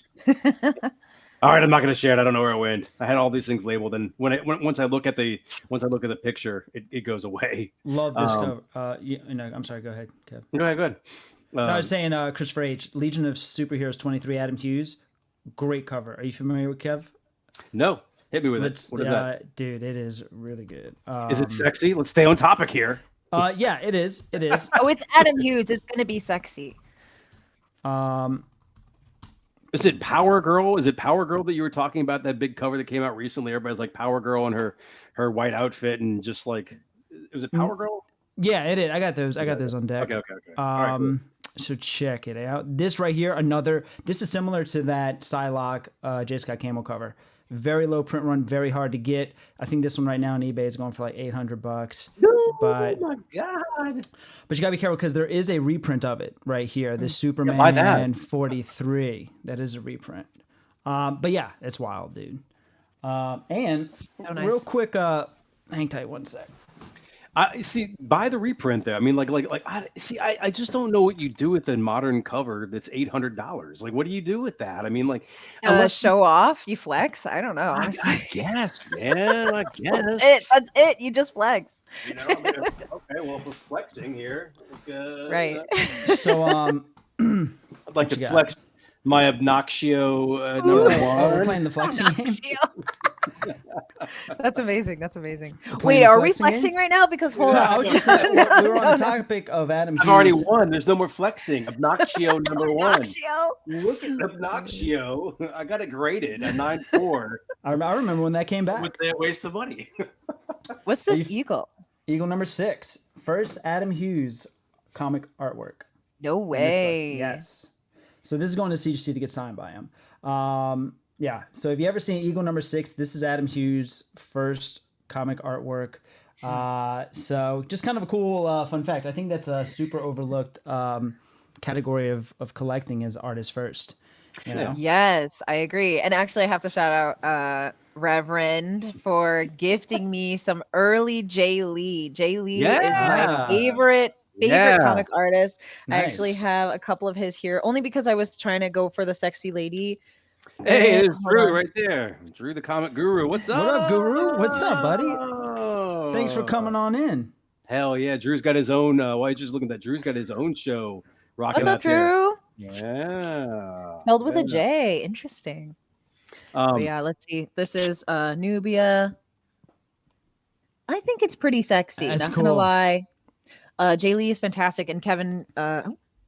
Reverend gifted me some early Jay Lee stuff, which, to be honest, I'm not a fan of his early work. I'm so happy that he evolved as an artist, but I love having them because I love Jay Lee. Yeah. So thank you, Reverend. We just gotta get that cyber frog. That's fine. But look, real quick, we got Drew in the room. He got Radioactive Pop Culture with Drew and Kung Fu and YouTube. You guys need to check them out. Look at them. They also talk a lot of comic book stuff and shows and things like that. They're big. Last week they were talking about The Mandalorian and also The Last of Us, which we also talk about. But if you want their spin on some things, there's some good guys, and they come in for the Whatnot shows, and just a good group of guys to fill your podcast slate up. You guys should definitely check out Radioactive Pop Culture. Absolutely. With Drew and Kung Fu on YouTube. Yeah. And they listen to you too while they do. Two handsome guys staring at you while you watch them. And look, we'll do a joint podcast one day too. We can do a pre-recorded one. We'll do a pre-recorded one and just post it on both our channels. The four of us. I like it. So, but Idris, like you said, the Jay Lee thing. Yeah, he's great. I don't know about his writing skills though, because I got the Seven Son books. And I don't think he's writing Seven Sons. He's just doing the art. Sorry, he's just doing the internals. Yeah, no, it's fine. You made me buy that book, and I kind of hate you for it. Hey, I have every single issue because Jay Lee did the covers and the internals. I have not finished it, so go ahead. I mean, maybe go walk the cat instead. Who knows? It can't be that bad. Wait, did you finish it? Yeah. Do you guys accept returns, like half off returns? Like, no, we do not. Damn it. You are a sad, strange little man, and you have my pity. Well, hey. It's weird. Like, fool me once. Like, I got the first book and I read it, and I'm like, that's not very good. Okay, I'll buy number 2. Yeah, this isn't very good. Well, hold up. Let's see if 3 gets better. No, it's not getting better. But there's only going to be 7 of them, so let me just buy all 7. And it's an acquired taste, right? Nobody made you do that, Kevin. Nobody made you do that. Did not. Put it in my pull list, and like you just sadistically just kept sliding it in every week. Kevin, or so. You want this? Want this one? You need this. Yeah. Nonsense. Listen, I'm going to finish it, and we're going to debate. And I'm, I think I read like 4 of them, so I understand the gist of it. We'll talk about it. We can talk about it, but we'll both fall asleep. It'll be like, and our head will just hit. We'll go fall asleep at the same time. Is it the Andor of comics? Never saw Andor. Is Andor bad? I can't say it's a bad show because it has a reputation of being very slow, very boring, and it's definitely an acquired taste. It's a type of Star Wars that not every Star Wars fan is really having or liking it. I stopped after I think 2 episodes. I think Crystal went a full 3. But yeah, what you got here? What's this? So listen, I just kind of keep moving. So I thought about it. I was kind of like, all right, so look, obviously we talk about sexy, and this probably won't stay up very long, but maybe it will. We're talking about like sexy women covers selling. But yeah. Of course, obviously diametrically opposed, there has to be sexy men covers, right? So I did a deep dive and then I burned my phone of like trying to find sexy men covers in comics. And quite honestly, I did not find that many. I really did not. I was looking for any sort of like tight pants, like spread. Oh, there are some, but you're right in the sense that the ratio is far smaller for sexy male covers. Can I get the screen, Rev? Let me get my sunglasses on. Yeah, go ahead. I'm intrigued by all of these, by the way. These are insane. This one, Idris, if you could put this in Rev's pull list next time, I'd really appreciate that. Which pull list? I'm already agreeing. Amazing. I love it. Put that in my pull list, please. Yeah. Mm-hmm. Wait, with the little glasses on? And then here you go. Here's another one. Oh, wow. Man, okay. Burn the hard drive. What else you got there? Let's see. Ready. Boom. How about that one? Okay. Right there? Wait, who is that? That is, you talking about doing the cover? That's not Peter Parker. There's no way that's Peter Parker. Well, yeah. Like, who the hell is that? No way. It might be Miles. Does it matter? It's a cash grab. All they did is trying to sell comics. I That's can't believe these people. What I would want to do know this is if to it worked. Did it work? Probably not, because none of us ever Yeah, I've never ever seen heard of before. it. But it's a #1 issue, so it should be worth something, right? I mean, what is it? Yeah, where was that sold at though? You know, like how come? So you're saying Les would not order I feel like these? Miami or something. This is the Miami variant. No, it's the German variant right there. What is that? Oh, wait, there you go. All right, let's see. So we got a guy tied up, Yep. shirt off. All of his very many lines on him are a little bit strange, but I'm Yeah. having a hard time with the. It's called plot on shredded. that one. he's shredded. Yeah. It's called No, shredded. no. Where are y'all? Y'all, these are fantastic, by the way. But what about the Nightwing ones, you guys? The Nightwing is has a plethora of sexy covers. Like You're right. Nightwing, and then Robins, the series Robins, the miniseries. Mhm. They had like a series of them with their shirts off, just like working out. Oh, Uh, that DC cover! I had the Magic Mike cover. yeah. There I you love go. Yeah. Here's the And, funny thing. Idris. I had that thing for sale and whatnot because I have 2 of them. I had it for sale and whatnot, and nobody bought it. I could have told you before I put it up for sale that I was like, somebody's gonna love this, they're gonna buy it, and no one touched it. I Damn. thought it was gonna sell for sure. It's a Magic Mike cover. It's fucking funny as Dude. hell. Are you Sure, I serious? agree. No one wanted it. You thought that would sell? Well, Come on, I mean, probably would have thought it would sell too. Really? But you got to remember, the people on Whatnot are coming for specific reasons. I feel like it's very different going on Whatnot and buying books than like going into a store and buying books. It's very different. Like you're Dude. looking for specific stuff. I don't know. Yeah. On my Instagram, I have a short using that book. It is the least watched Instagram short I have. No one No cares. one wanted. Nobody cared. That's so sad. That is I thought funny. people would. I thought people would, and no one cared at all. you Hold know? on. Can I pull this one up? This one's for Drew. I'm Yeah. telling you, any Jean Grey Archer? cover, I'm gonna buy it. But he's Mm-hmm. right in that there were a lot of really good male Hellfire Gala Mhm. covers. I mean, Mhm. them in their gala outfits. I die. So Gambit was definitely one of them. Hey, give me 1 second. I have life popping up real quick. I'll be right back. Sure. Not allowed. No, I'm kidding. So what else? This is Idris, what's your thoughts? You know Jeff DeCal? Do you know him? The name sounds so familiar. So he did very similar to Souza Micah, and Adam Hughes. Yeah, Adam Hughes. This is one of his here. This is probably one of his most popular ones. Again, very rare, very sought after cover. Have you ever seen this? I've not seen that. It's gorgeous. Yeah, really cool. I would have, Really cool. if there was a little more shininess, I would have thought so. Micah. I can Yeah. see where you're coming from there. It is, yeah, for sure. And that's all, like, because they just kind of stand out above the rest, you know, because like they're just very almost on the verge of like they can just go out and just start painting giant portraits of stuff, but they stick to comics, which is really really cool. Yeah, for and it makes you sure. wonder, like how well, I don't know, maybe there's a standard, I'm not sure, but how big is the original art is my wonder. Yeah, that's something I would love to start getting into. It's just so expensive. Original art is Oh my just. God. Do y'all have any at the shop? We actually do have a couple of things. They're not for sale. Actually, we had Adam Hughes come into the city a few years back, so there's a couple of things that he drew for the owner of the shop. That's so cool. Like Adam Hughes's art is out of this world. I don't know anything about him personally, but definitely picked up Nice. Scarlet Witch because I just love his like outline style, Mm-hmm. the way that he outlines his stuff. I mean, he's Yep. just good. He's just so good. Yep. But yeah, so Yep. that's mostly, it's like we have some Adam Hughes stuff. We have, oh my gosh, nothing for sale, unfortunately. Yeah. Do you have a favorite Adam Hughes cover? You know, I don't think I've thought about it. Yeah. I would have to It's hard. have a good look. Yeah. It's hard. Dude's a beast. Is Kev back? Let's see. Yeah, I'm back. I'm back. Okay, I'm back. cool. We were just talking about Jeff DeCal. You ever heard of him? Oh. Well, see something here. You did his cover. Oh. Bye. Let's see some here. Peace out. You guys see it? Yeah, was we can nice. see. Yeah, you're here now. It just says drag something down on my picture. Anyway, all right. What are we looking at? Forgive me, father. Wow, forgive me, fathers. Yeah, this is. Yeah. I do This not is- love Gambit, by the way. What They the give fuck this one happened? out- That's gone. They give this one out in Sunday school. This is. Oh my god.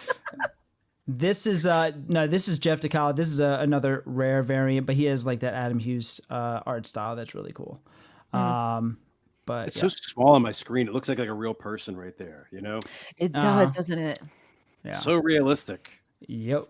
So lifelike. Yeah, and how the booty is like a lighter shade than the rest of the body.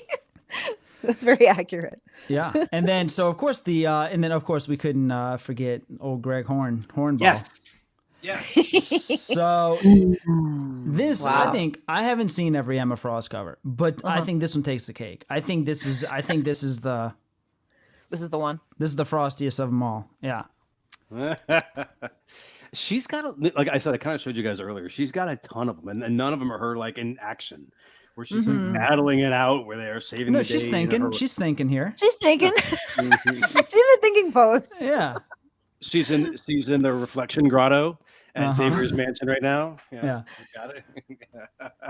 Interesting. See, I see where y'all are coming from with this one. It's like, oh, whatever, like kind of sexually exploitative or whatever. To be honest with you, there's something about it I don't like, but there's so much about it that is technically good, technically really, really good. But there's something about it I don't like, and it's not the sexual pose. It's not any of that. I'm not sure. I'm not super familiar with this guy's art either.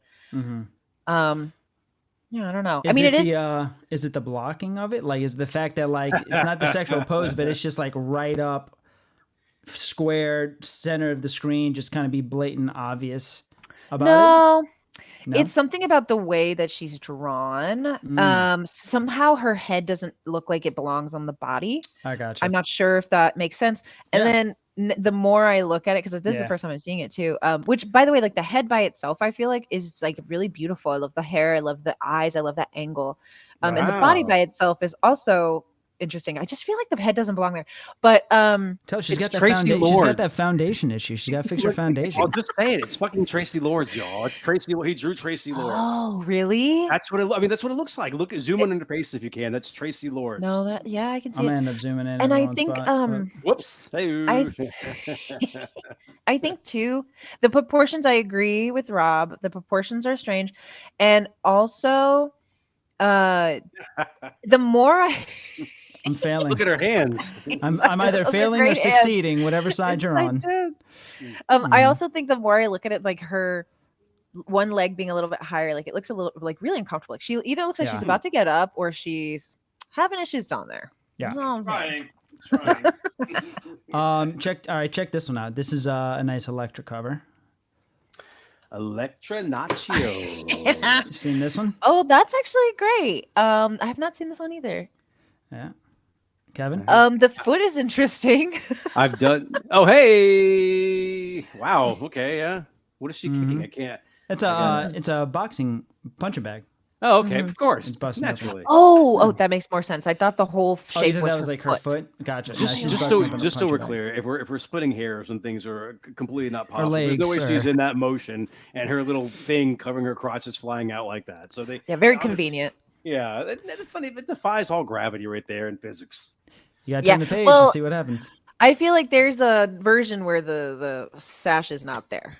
There's always a version where the sash is not there, and it may not be publicly available, but it's the Virgin. It's the Virgin variant. Yes, that's a non-Virgin variant. Non-Virgin variant. Yeah. I like what this person. I can't see the full name. Aggressively. Something with an R. I like what they said. Emma Frost is always wearing sweatpants and a comfy t-shirt. She just projects this look into your mind, which she's capable of doing. So I love that. Genius. And Drew, we actually touched on the Spider-Man woman cover already. Which one? You missed it. The Spider-Woman cover. Oh yeah. So what about? And let me see if I've completely lost this tab here. Let me get rid of this. Hang tight. Hold on. The J. Scott Campbell, probably his most infamous one, is the Batman ASM 661. The Mary Jane sitting on the couch. Oh, you familiar? I'm so excited. Yeah. So interesting thing about that cover is, and I'm sure a lot of you probably know, it's definitely one of those covers that's kind of stood the test of time. And he just received a lot of freaking backlash about this. Because he was being pissy about it. How was he being pissy? I need to know. He was being pissy about it. Yeah. Okay. So Idris is not familiar with the story. So we're gonna pull it up. So here we've got just kind of my internet's always fast as hell. What, you gonna be slow now? So basically what happened was he released the comic cover. Here it is. And then some guy who's an artist, guy. yeah, on a Reddit, basically took his art and was like, let me fix this. And because this is not realistic, right? This is not a realistic position for a woman to be. With the man swinging out the back window with spider powers. It's not a realistic position. Crazy. And so he basically starts picking apart, J. Scott Campbell's artwork, and he's kind of being, just a little smartass about it. Well, J. Scott Campbell retorted, which he has every right to do, because his art, in my opinion, was, he just gave unwarranted, corrections on his art. It's like, dude, it's my art. Like, leave it alone. Let me do what I want with it. And so the guy, like, kind of starts picking this dude apart here. And J. Scott Campbell's like, listen here, fucko. I'll do what I want on my cover art, And look, and he even made fun of himself on this cover here. I think is in 2010. Yeah, in 638, ASM 638. He pretty much like made fun of his own art. So it should have been left alone, but some kid was like, Yeah. Well, you jumped ahead too much. Apparently what's going on in the cover as well is the fact, okay, yeah, Spider-Man's out the back door, but more importantly, Mary Jane's showing a lot of skin. She's got a plunging neckline and a midriff that's showing. And then, the person was like, this is not indicative of what normal people have or do, when they're hanging out in their house by themselves. And then he decided to draw another picture for him, correcting J. Scott Campbell's, immoral looking Mary Jane. It's not really that. He was talking about the proportions of her body. Like he's talking about see, look at how he adjusted the waistline and the position. Can you make of that her bigger? leg. Can you make those pictures bigger? I can see them. I don't know. Let me see. Work your magic, Johnny. Work your magic. Does that seem like it's better? No, it's the same size. Still small? Okay. Shit. But anyway, he basically, what he did was he took a drawing and made it more like a realistic girl. Like he made her waist bigger. He made her thighs a little thicker. He removed one leg from being up top to her like kind of crouching on both of her knees, and he took the comic book out of it. J. Scott Campbell they're drawing things that aren't of the norm. The waists are smaller, the boobs are bigger, the powers are more powerful. They sit in weird positions. It's got to be aesthetically pleasing to the eye. Sure. So it's like the boobs are bigger, the powers are more powerful. Like no, but I'm just like he's the guy basically drew a normal looking girl sitting on a couch drinking a cup of coffee, and he's like, I fixed it. It's like, well, dude, No one sits on a sofa like that. By the way, no one fucking sits on a sofa with their knees crossed under them like that. The one on the left that's how. I mean, I'm not saying I would sit like that, but the one on the right, no one ever sits like that. That's weird. Yeah. I wouldn't say no one, but I definitely agree that the second photo is more boring. It's more boring. It is. And I wouldn't sell. What is that? It wouldn't sell. It sells as much as the first one. Oh, it would still sell. It's Mary Jane, baby. Mary Jane sells. Okay. But you're right in the sense that, well, J. Scott Campbell sells and sexy weird poses. I felt like when you said Mary Jane sales, you said like a very tiny thin cigarette and the glasses. Mary Jane sells. She sells. Mary Jane sells. Yeah. I don't know, but I feel like this and the Spider-Woman cover and really like all the sexy covers too, like for me, and again, like kind of how John said at the very beginning, like we're all gonna have a various different opinions, and obviously everyone watching is gonna have a different opinion as well, and that's a beautiful thing because we all grew up differently, raised differently, we have different experiences that shape our opinions, and that's fine. It is what it is. For me personally, I have no problem with weird covers, just as far as like I have my preference of artists, but I don't have no problem with this Mary Jane cover where she's like literally pressing her boobs out with her like arms, and like the Spider-Woman cover with the weird proportions and or even Emma Frost like with her legs open. I have no problem with any of that.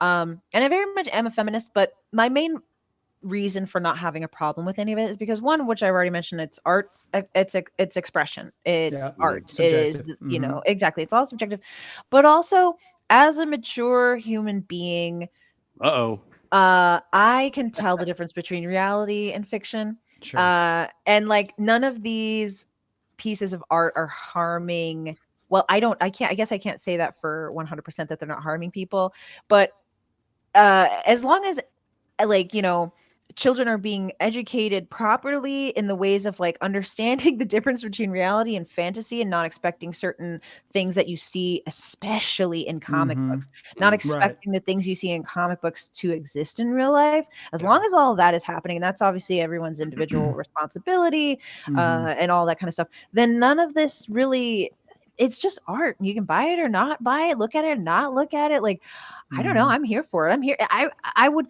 pass on this cover because I'm not a huge fan of J. Scott Campbell, but I'm here for his ability to express himself, even if the proportions are so out of whack. Yeah. And the position is so weird, and like no real woman looks like that. Yeah, I know that.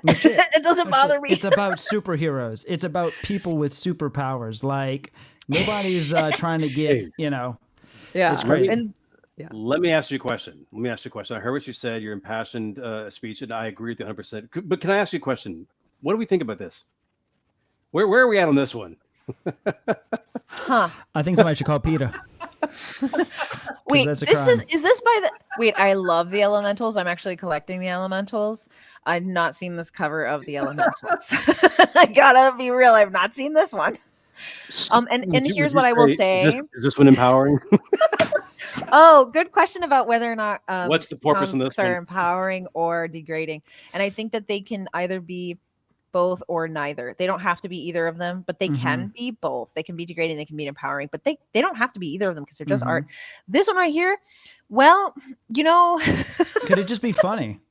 It can be hilarious. What I want to know, and I know that with covers it's hard to say this because most of the time covers lie.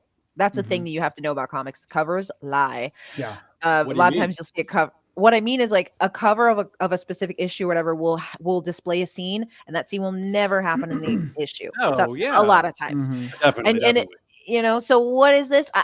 I don't know. I need to know the context. Does this happen? Does it not happen? Right. Who is the dolphin? Is he I don't know. Echo. That's Echo the dolphin. What sucks? It never used to be like that though. Like if you start going back to like Silver and Bronze Age, like those covers, more of those covers are actually inside of the books. That seems more of like a modern thing of just completely oblivious covers that came out of left field. That's a modern thing. I think you're right. Yeah, every single. So I just started reading the Claremont X-Men run, right, issue for issue. And I'm looking at the cover and I'm like, okay, you're selling me on this cover. Does it happen in the story? Every single one of them, not that exact shot, but that exact event is going on inside of the book. I don't know where it contextual, it's there. But I don't know where, completely they're like, all right, this has nothing to do with it. Let's just slap it on the cover, sell some books. It happened, I think, somewhere probably in the 2000s, early 2000s, I would say. But we missed a comment. Who had a nice little comment? What is the target audience for this cover? I'm so confused. I need to know what the context is. I need to know. It's mammals. What I'm saying is they're both mammals. Got to the editor, and the editor's like, "This is nice. This is nice. Yes, run this thing to print right now." There's a number of things I would have an issue with if I were in any position to like critique anyone's art. But like, damn, the ribs right there. Like, is that really necessary? But the dolphin? Yeah. I don't know if I would have put the bubble placement on the bottom left of the book.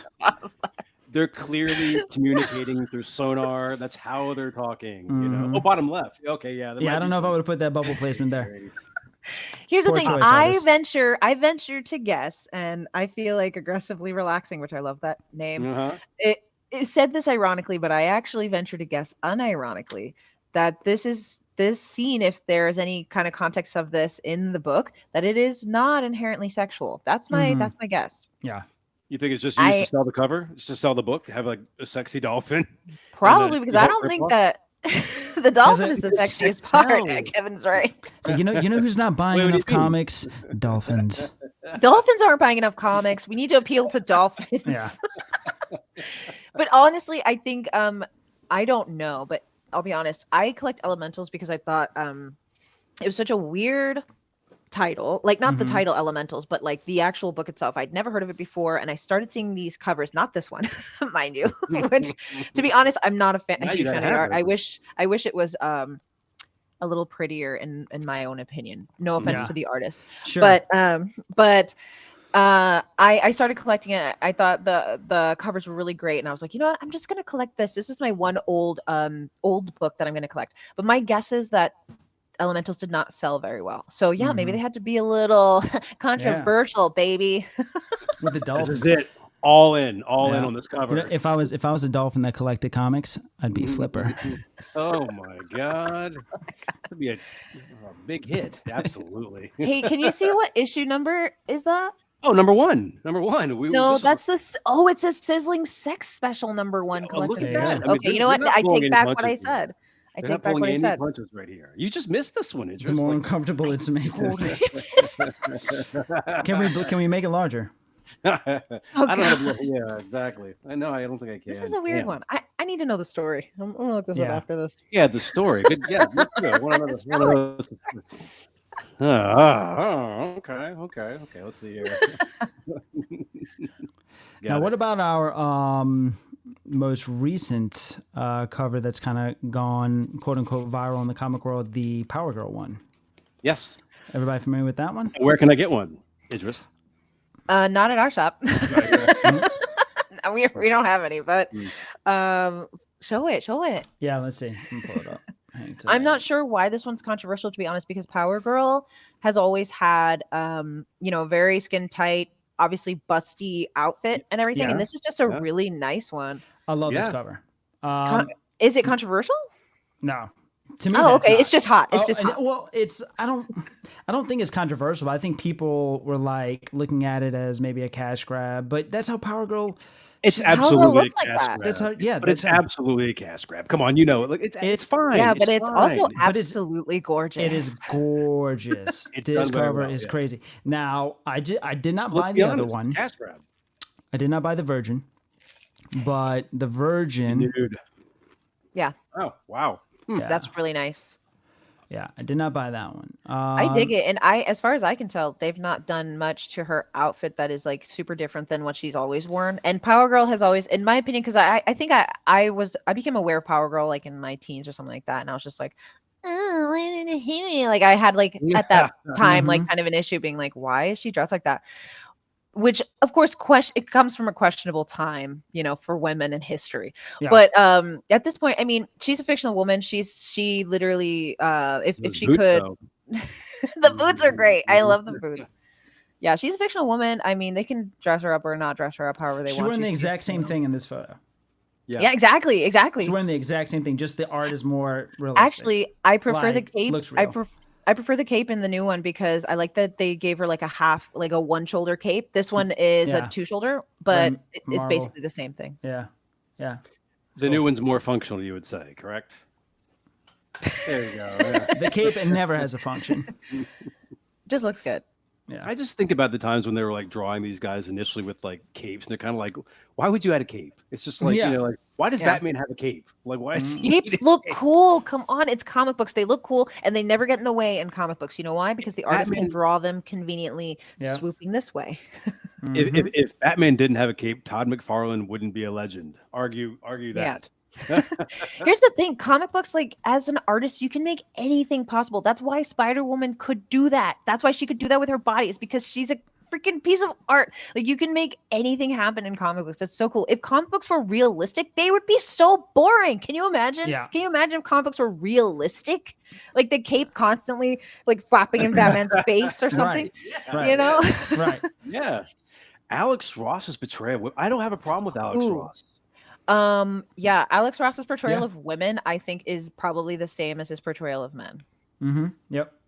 He does some Alex Ross like is talented. Is like insanely talented. However, I feel like he's been doing this for so long Yes. that yes. the passion is Testify. gone. The passion is Ooh. gone. Like Sorry, everything that he Ross. does is very Yeah. it's how I feel. And some people just like his art. They just like his art. That's fantastic. But like it's so practiced. It's so mechanical almost, I feel like. Because his Absolutely. art is like the same every time. It's the Right. same. Yep. Yep. Yeah. He definitely has a method. Yeah, and he's what I love about him too is he brings an old school 50s type of feel to his covers. Do you know what I'm saying? He has like a classic Americana type of feel, but it doesn't still feel like it takes place back then. Almost just in like in a different universe. Yeah, great Mephisto cover, and a couple. Yep, Love that. Awesome Love one right that. there. Phoenix. I feel like he used to do a lot more with his art. Is really cool to see in certain settings and action stuff. Like for instance, like his Iron Man is crazy. His reflections on the Iron Man shield is so crazy and so realistic. He would do covers that would showcase that, and I feel like he hasn't been doing as much of stuff like that lately. You know, his Kingdom Come. This is where I first found him in DC's Kingdom Come, which is a great read. I first saw that and I said, oh my God, these people look realistic. He's got Superman looking realistic. Everybody looks so realistic. The flat, and I was blown away by that. I remember like taking it to my parents and being like, because that's when it came out a long time ago. I was like, look at this shit. This is so cool. Now when I see his art, it doesn't. Again, dude, I can't do any of that. My stick figures, you know, like, but what and so I'm not critiquing the man because he's obviously so crazily talented. But now I like.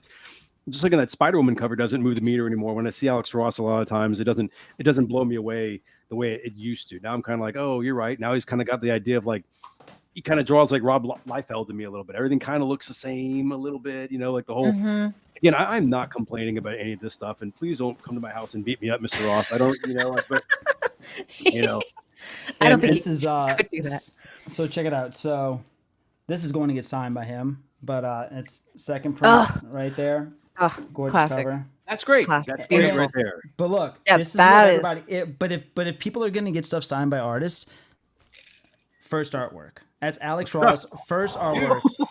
Wait, And let's see that. It He is is so- really cool.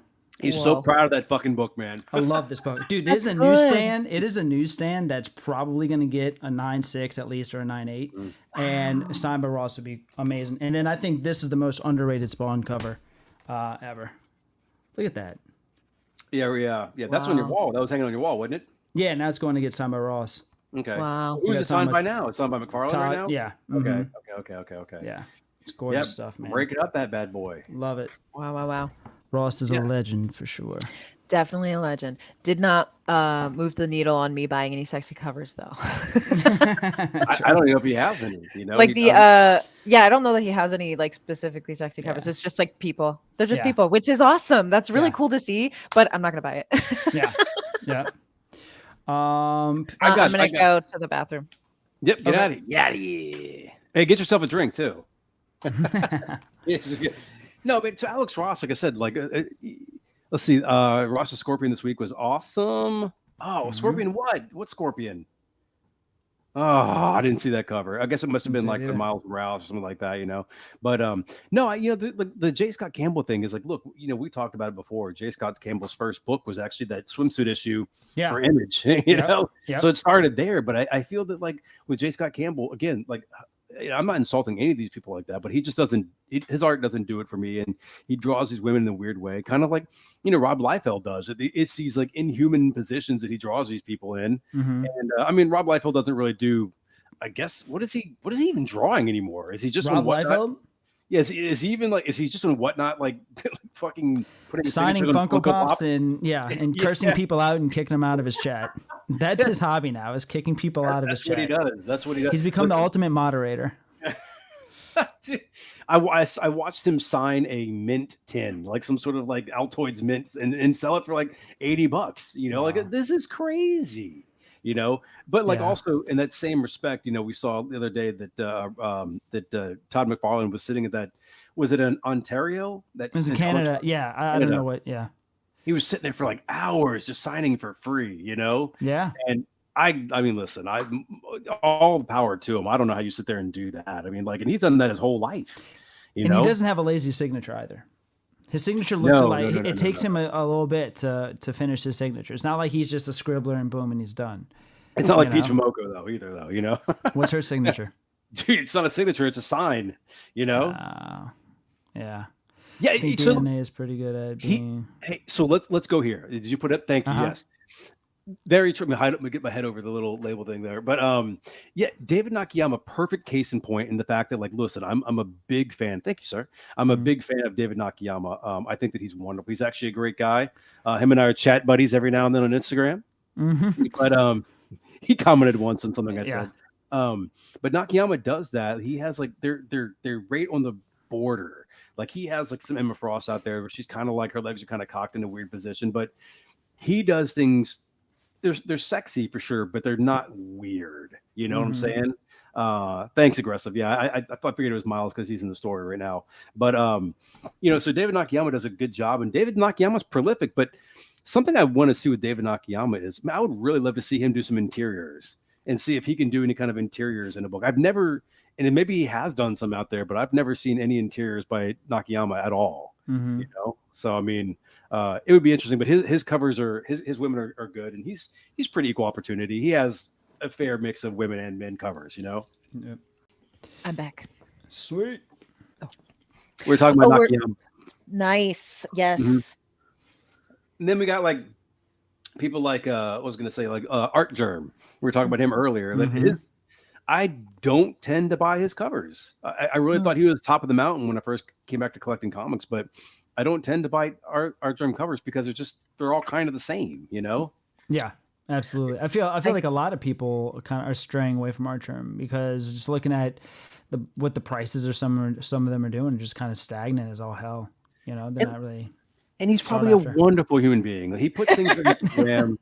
I just don't want to get beat up by this guy. I'm gonna be like, I'm gonna be at a con. And I'm gonna be like, hey, there's just gonna be nobody by his table. I'm like, hey, Stanley, do you mind?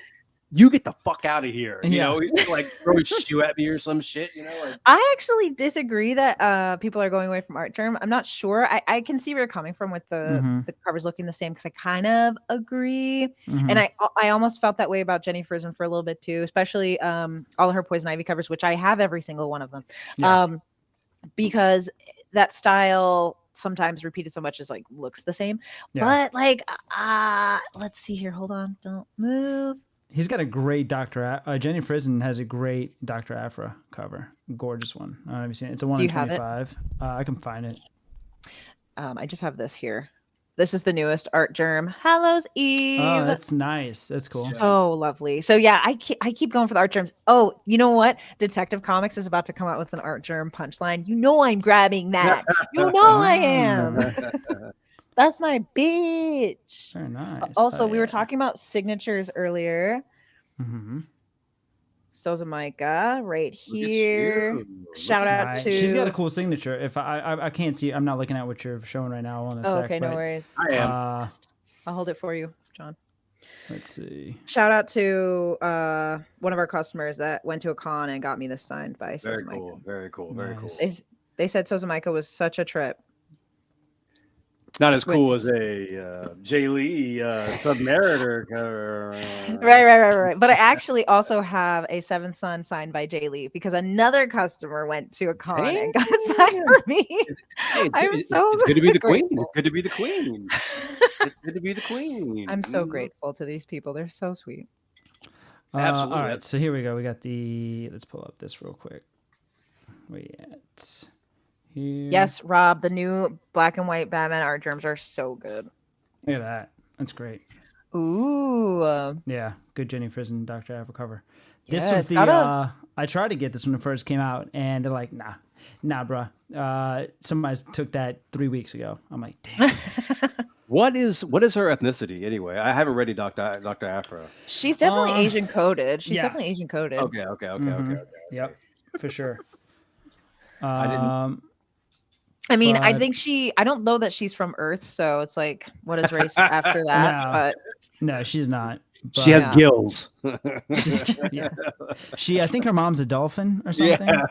Oh no!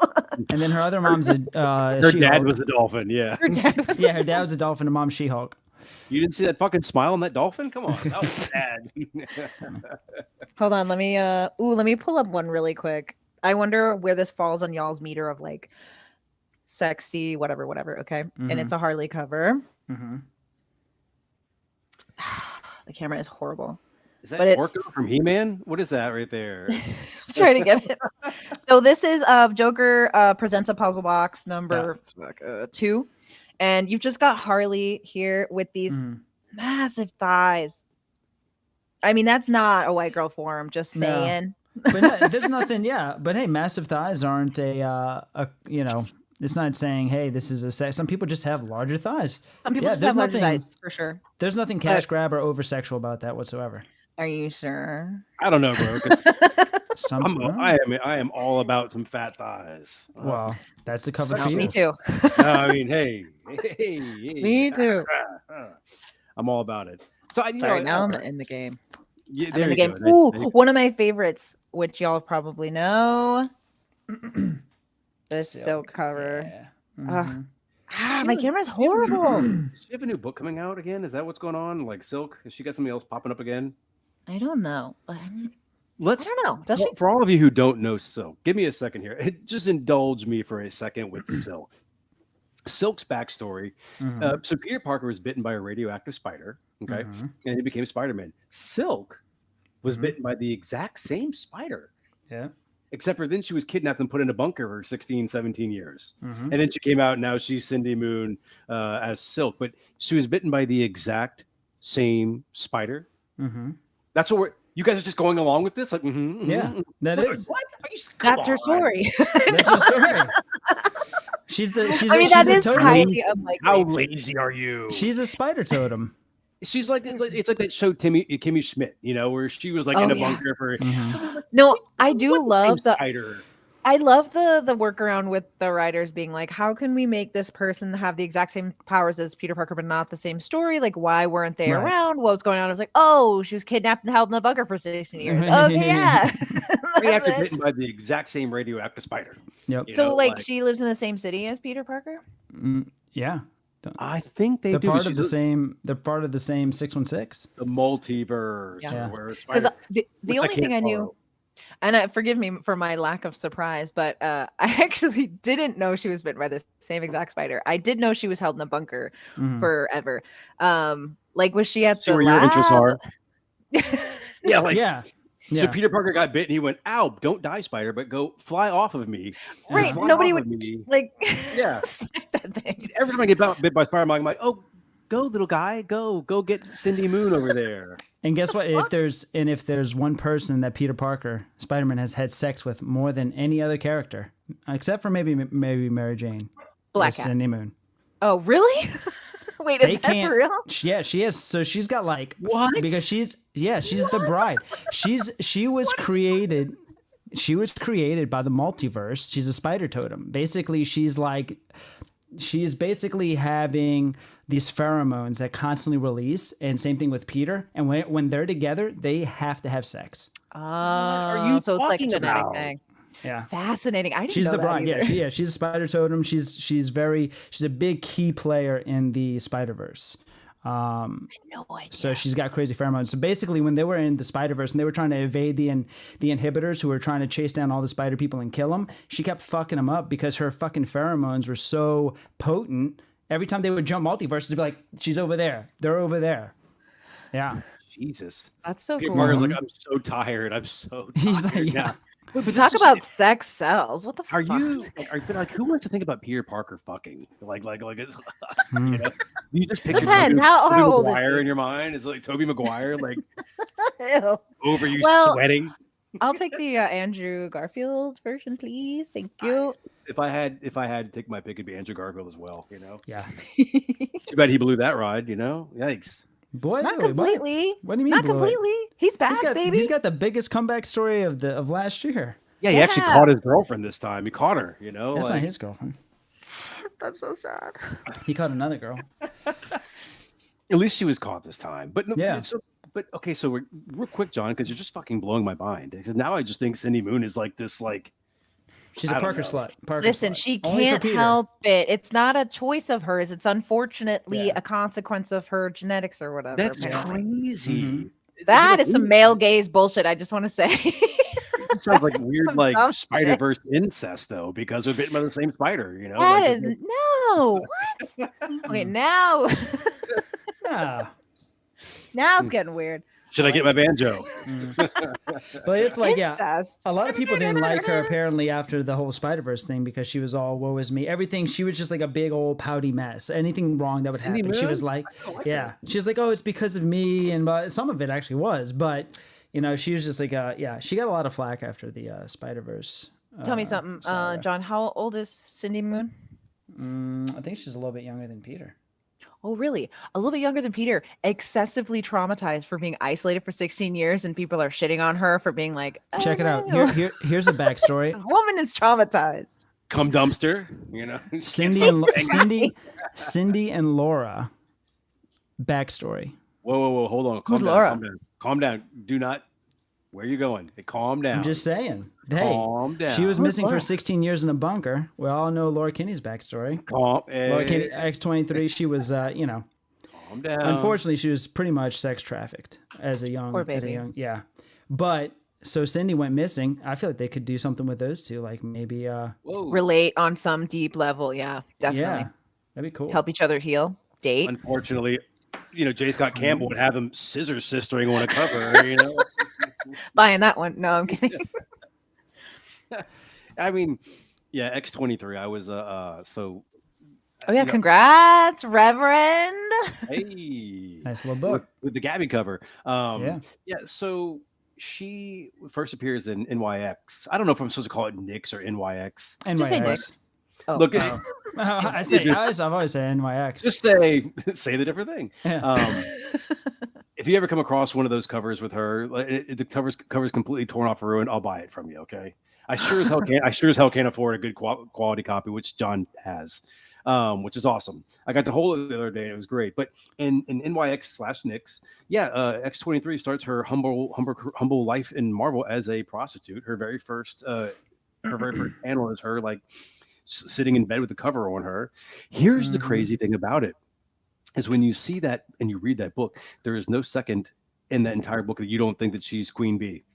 Even though she's sitting in bed holding a cover up to her, she's clearly like destroyed this guy's back and she's getting paid for sex, but she's just sitting there with this blank stare on her face like she's the boss the entire time. Yeah. And she is. She absolutely owns that role, starting off as a prostitute, a sex worker. And it's kind of crazy. It's the only time I've ever seen anybody pull that off, and she does because she's fucking awesome. So there we go. She is cool. Cool. Very good. Very cool. That is a very interesting story of me stumbling upon that book. But basically, I was not supposed to find that book. Dude, I had put an ad out on Craigslist. I was buying comics. Some dude, all of a sudden, I just started getting text messages on my phone of like rubbish, Drek comics, like $1 books. I'm just like, oh my God. So I started to see a couple. I'm like, okay, there could be some potential here. So the guy ends up not living but maybe 10 minutes away. So I was like, look, let me come over there. I'll check it out and see what you got. And I pull up. The dude's like, all right, I'm going to meet you in the street because I live in a detached garage in the back. And I'm like, okay, this is going great. Yeah. So I pull up. No air The dude conditioning. flags me down. He had some. I think he had a window unit. Dude flags me down. Mac and cheese on a single burner. Ghetto is all hell.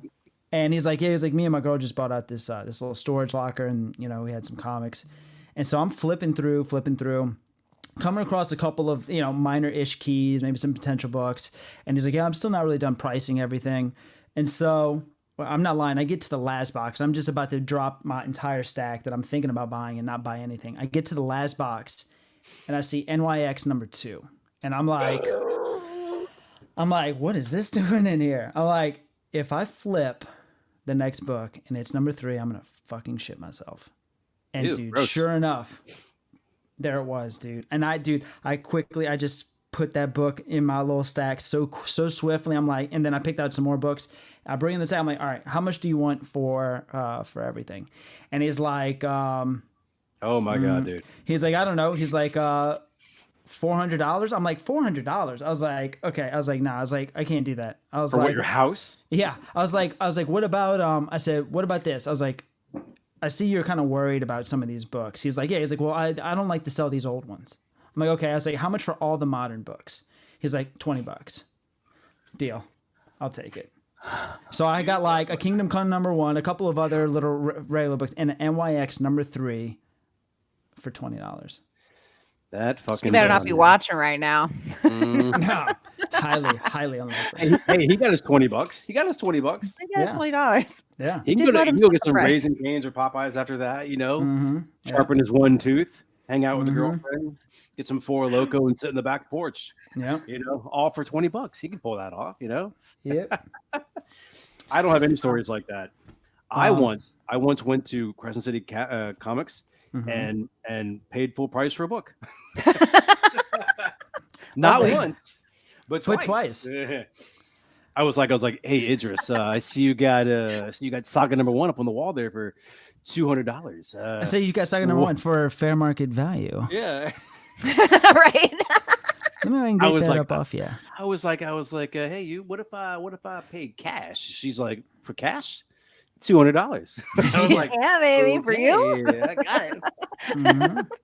Coming in on Wednesday. You know? No, that was so cool. It was such a fun time. You guys shot the commercial and everything, and Oh, yeah. I'm That's very fun. happy that Reverend got that book. Ooh, look at it. Flexing. 9.6, baby. Nice. It's beautiful. Nice. Probably could be an 8, but I never friggin' pressed it. I think before. it could. I think your problem really was actually cleaning. It needed to be cleaned a little bit. Should have got This the is for another bread on show. it. Mm-hmm. Ooh. All right, Johnny, what are we looking at here? We're at 2 hours. What's your feeling? So we're at 2 hours. I think we're gonna wrap it Okay, up. really? Yeah. It Holy flies. moly. Yeah. Okay. I think we're about gonna wrap it up, unless Idris, unless you have anything else that you want to add, talk about, contribute, whatever you got. Let us know. I do. I just want to say What a you couple got? of things real quick Yeah. based on everything that we've done today. For one, I want to say when it comes to being empowering or degrading, when it comes to that, my personal, again, everyone else may have a different opinion. That's totally 100% okay. My personal concern when it comes to empowering or degrading is individual real people. That's where my concern lies. My concern does not lie in fictional characters that are being drawn by people. Yeah. You know what I mean? Like even stuff like, I don't know if y'all read Red Room. That stuff read it. is I've read it. wild. That stuff is wild, and that can be considered way more exploitative or degrading or anything like that. Very fair. But I have no problem with any of that because it's all just artistic expression, and people can either look at it or not look at it. And again, responsibility lies on the individuals who are taking in certain content, making sure they can critically think, understand what is real and what is not real. Right. So my concern is real people. That's where the empowerment and the degrading comes Yep. from. Yep. Like for instance, the cosplay covers. I love the cosplay covers because these are real people who are choosing to do this, and they look great. And if they feel great and they're loving the way that they look and they're portraying these characters, which are a lot of times really busty, scantily clad, whatever. As long as it's consensual that these people are doing this and they're loving the way that they look and the way that they feel, I'm all for it.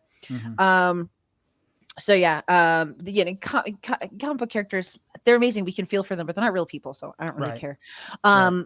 And then the other thing I was gonna say is I don't know. Okay, I think I've had a very privileged comic book store experience with my shop in particular because there has never been any gatekeeping where I'm at. There's never been, you don't know enough about XYZ, so you're not a real comic book person.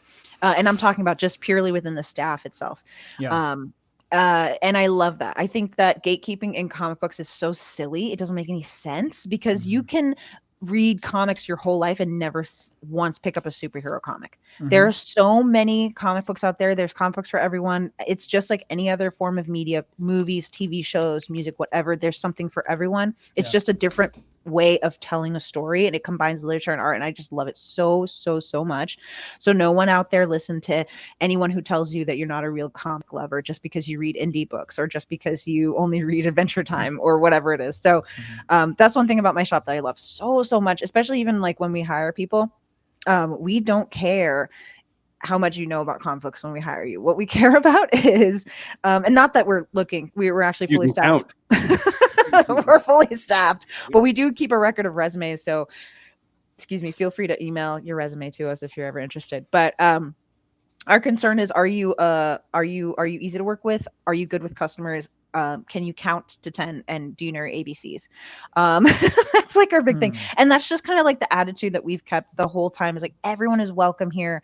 Everyone is allowed to like what they like and to discover whatever it is, even if it's not the mainstream, even if it's super weird and off the beaten path. So yeah, I just love it. I love comic books. I love the community. We should be encouraging each other and supporting each other and not tearing each other down for differing opinions or whatever. So yeah, and I think what you guys are doing is really great. Just bringing the community together and talking about it and stuff like that. And I'm just really grateful that I got to be on here. It was so much fun. You guys are hilarious. Oh, thank you so much for coming. It's a pleasure. And I just want to show one more thing real quick. Yeah, absolutely. Because I love her. Oh, yeah, a little punchline. My girl. Very nice, very nice. Hey. Gorgeous my girl. cover there. It's good Okay, stuff. okay. But yeah, no, we really appreciate you coming on, and we love your store and the community over there. It's been great. You've made it easy for somebody, again, like myself, who has only been in this for maybe 2.5 to 3 years. Made it super welcoming for me to come into the community, because when you do, you can feel. Imagine all the content that's been created since the inception of comic books. You can feel extremely rushed and extremely overwhelmed by all the content that's out there. But it's important to have people that are just like, look, this is what it is. Start where you think your interest is going to lie, and they can point you in the right direction. But yeah, and Crescent City is really good about that. So again, if you're ever in the NOLA area, go check them out because they just exceptional customer service. Go see Idris for sure. Go see Idris. Worth the trip alone. First person ever that I've met in a COVID mask that, you see somebody, you're like, I wonder what they look like. First person ever that looked exactly like what I thought she looked like. Wow. Yes. Everybody else, I'm just like, Basic. no, not basic. Just, I don't know. No, that I don't know how to take that, but I think I appreciate It's a it. good thing. It's a Okay, good thing. cool. John could predict how you look. Yeah. Yeah, no, I'm saying that's like interesting. All right, cool. Yeah. Very cool. And then as always, Kev, what you got? Any last I minute would say, thoughts? listen, I was very delighted that we were able to get Idris on for this. I knew she'd have very interesting things to say, and I think that you brought a very mature outlook to it all. Like I said, somebody like me, I'm always trying to absorb what somebody's got as far as an idea and something like that. And when I go about my regular life, I have to look at certain things. I mean, I have I have two children. One's a female, and one was born female but goes by they them, and I couldn't love them more. Like I said, I'm so proud of them, but every day is a learning curve, every day is a learning experience. So I mean, collecting comics and things like that, sometimes I have this like overwhelming Catholic guilt when I see these women on these covers who are like looking like this, and I don't know how to feel about it sometimes, but it was good to have like Idris's input on this to kind of let us know that it's okay to collect these covers. If you feel kind of weird about them sometimes, it's okay to collect them. It depends on how they make you feel. Like, is it an empowering situation or is it exploiting? I mean, it's kind of like how you feel about it. Don't buy what you want, buy what you want, like it's one of those things. But it's good to have the perspective. Like I said, I'm very proud to call you friend. All of you guys here and everybody watching, appreciate you guys being here. But like I said, that's what we're here for. We're here to learn and grow as a community together. And listen, every Wednesday when I go to my LCS, I'm so happy to be a part of what is going on down there. That it's actually transformed into this, and I've formed a good friendship with this guy right here on comic books alone. I mean, we probably would have never met and talked if it wasn't for comic books. And we were met from a mutual friend, but anyway, that's my piece. Listen, thank you guys for coming out for sure, and I'm gonna let Johnny. Also follow us. Yeah. Follow us on Instagram and whatever we got going on up there. But I'm gonna let Johnny end it. Thank you guys all for coming out. Idris, thank you so much. Thanks for having me. Appreciate Thanks it. everyone who came out to watch. Great comments. Rob, I'll see you tomorrow. Thanks, Drew, Fingers and Toes, Emily, Mackie, Drew, everyone. Kevin, Zoe. Amber. All right. Yep. All right, guys, we're going to wrap it up. So that's going to be about it. Don't forget, check out descriptions for links below for where we sell books or where we post social media content. Also, don't forget, like and subscribe and hit the bell notification, more importantly, because we try to do this every Thursday night, but there are times where we might do 2 in 1 week. Also got a new video coming out on the Paper Chase channel this Sunday, so don't forget to check that out. And that's it. We always appreciate you guys stopping in and giving your funny comments or informative comments. We love you all. Thank you so much. Have a great weekend, and we'll see you on the next one. Hell yeah. Later, everybody. Later.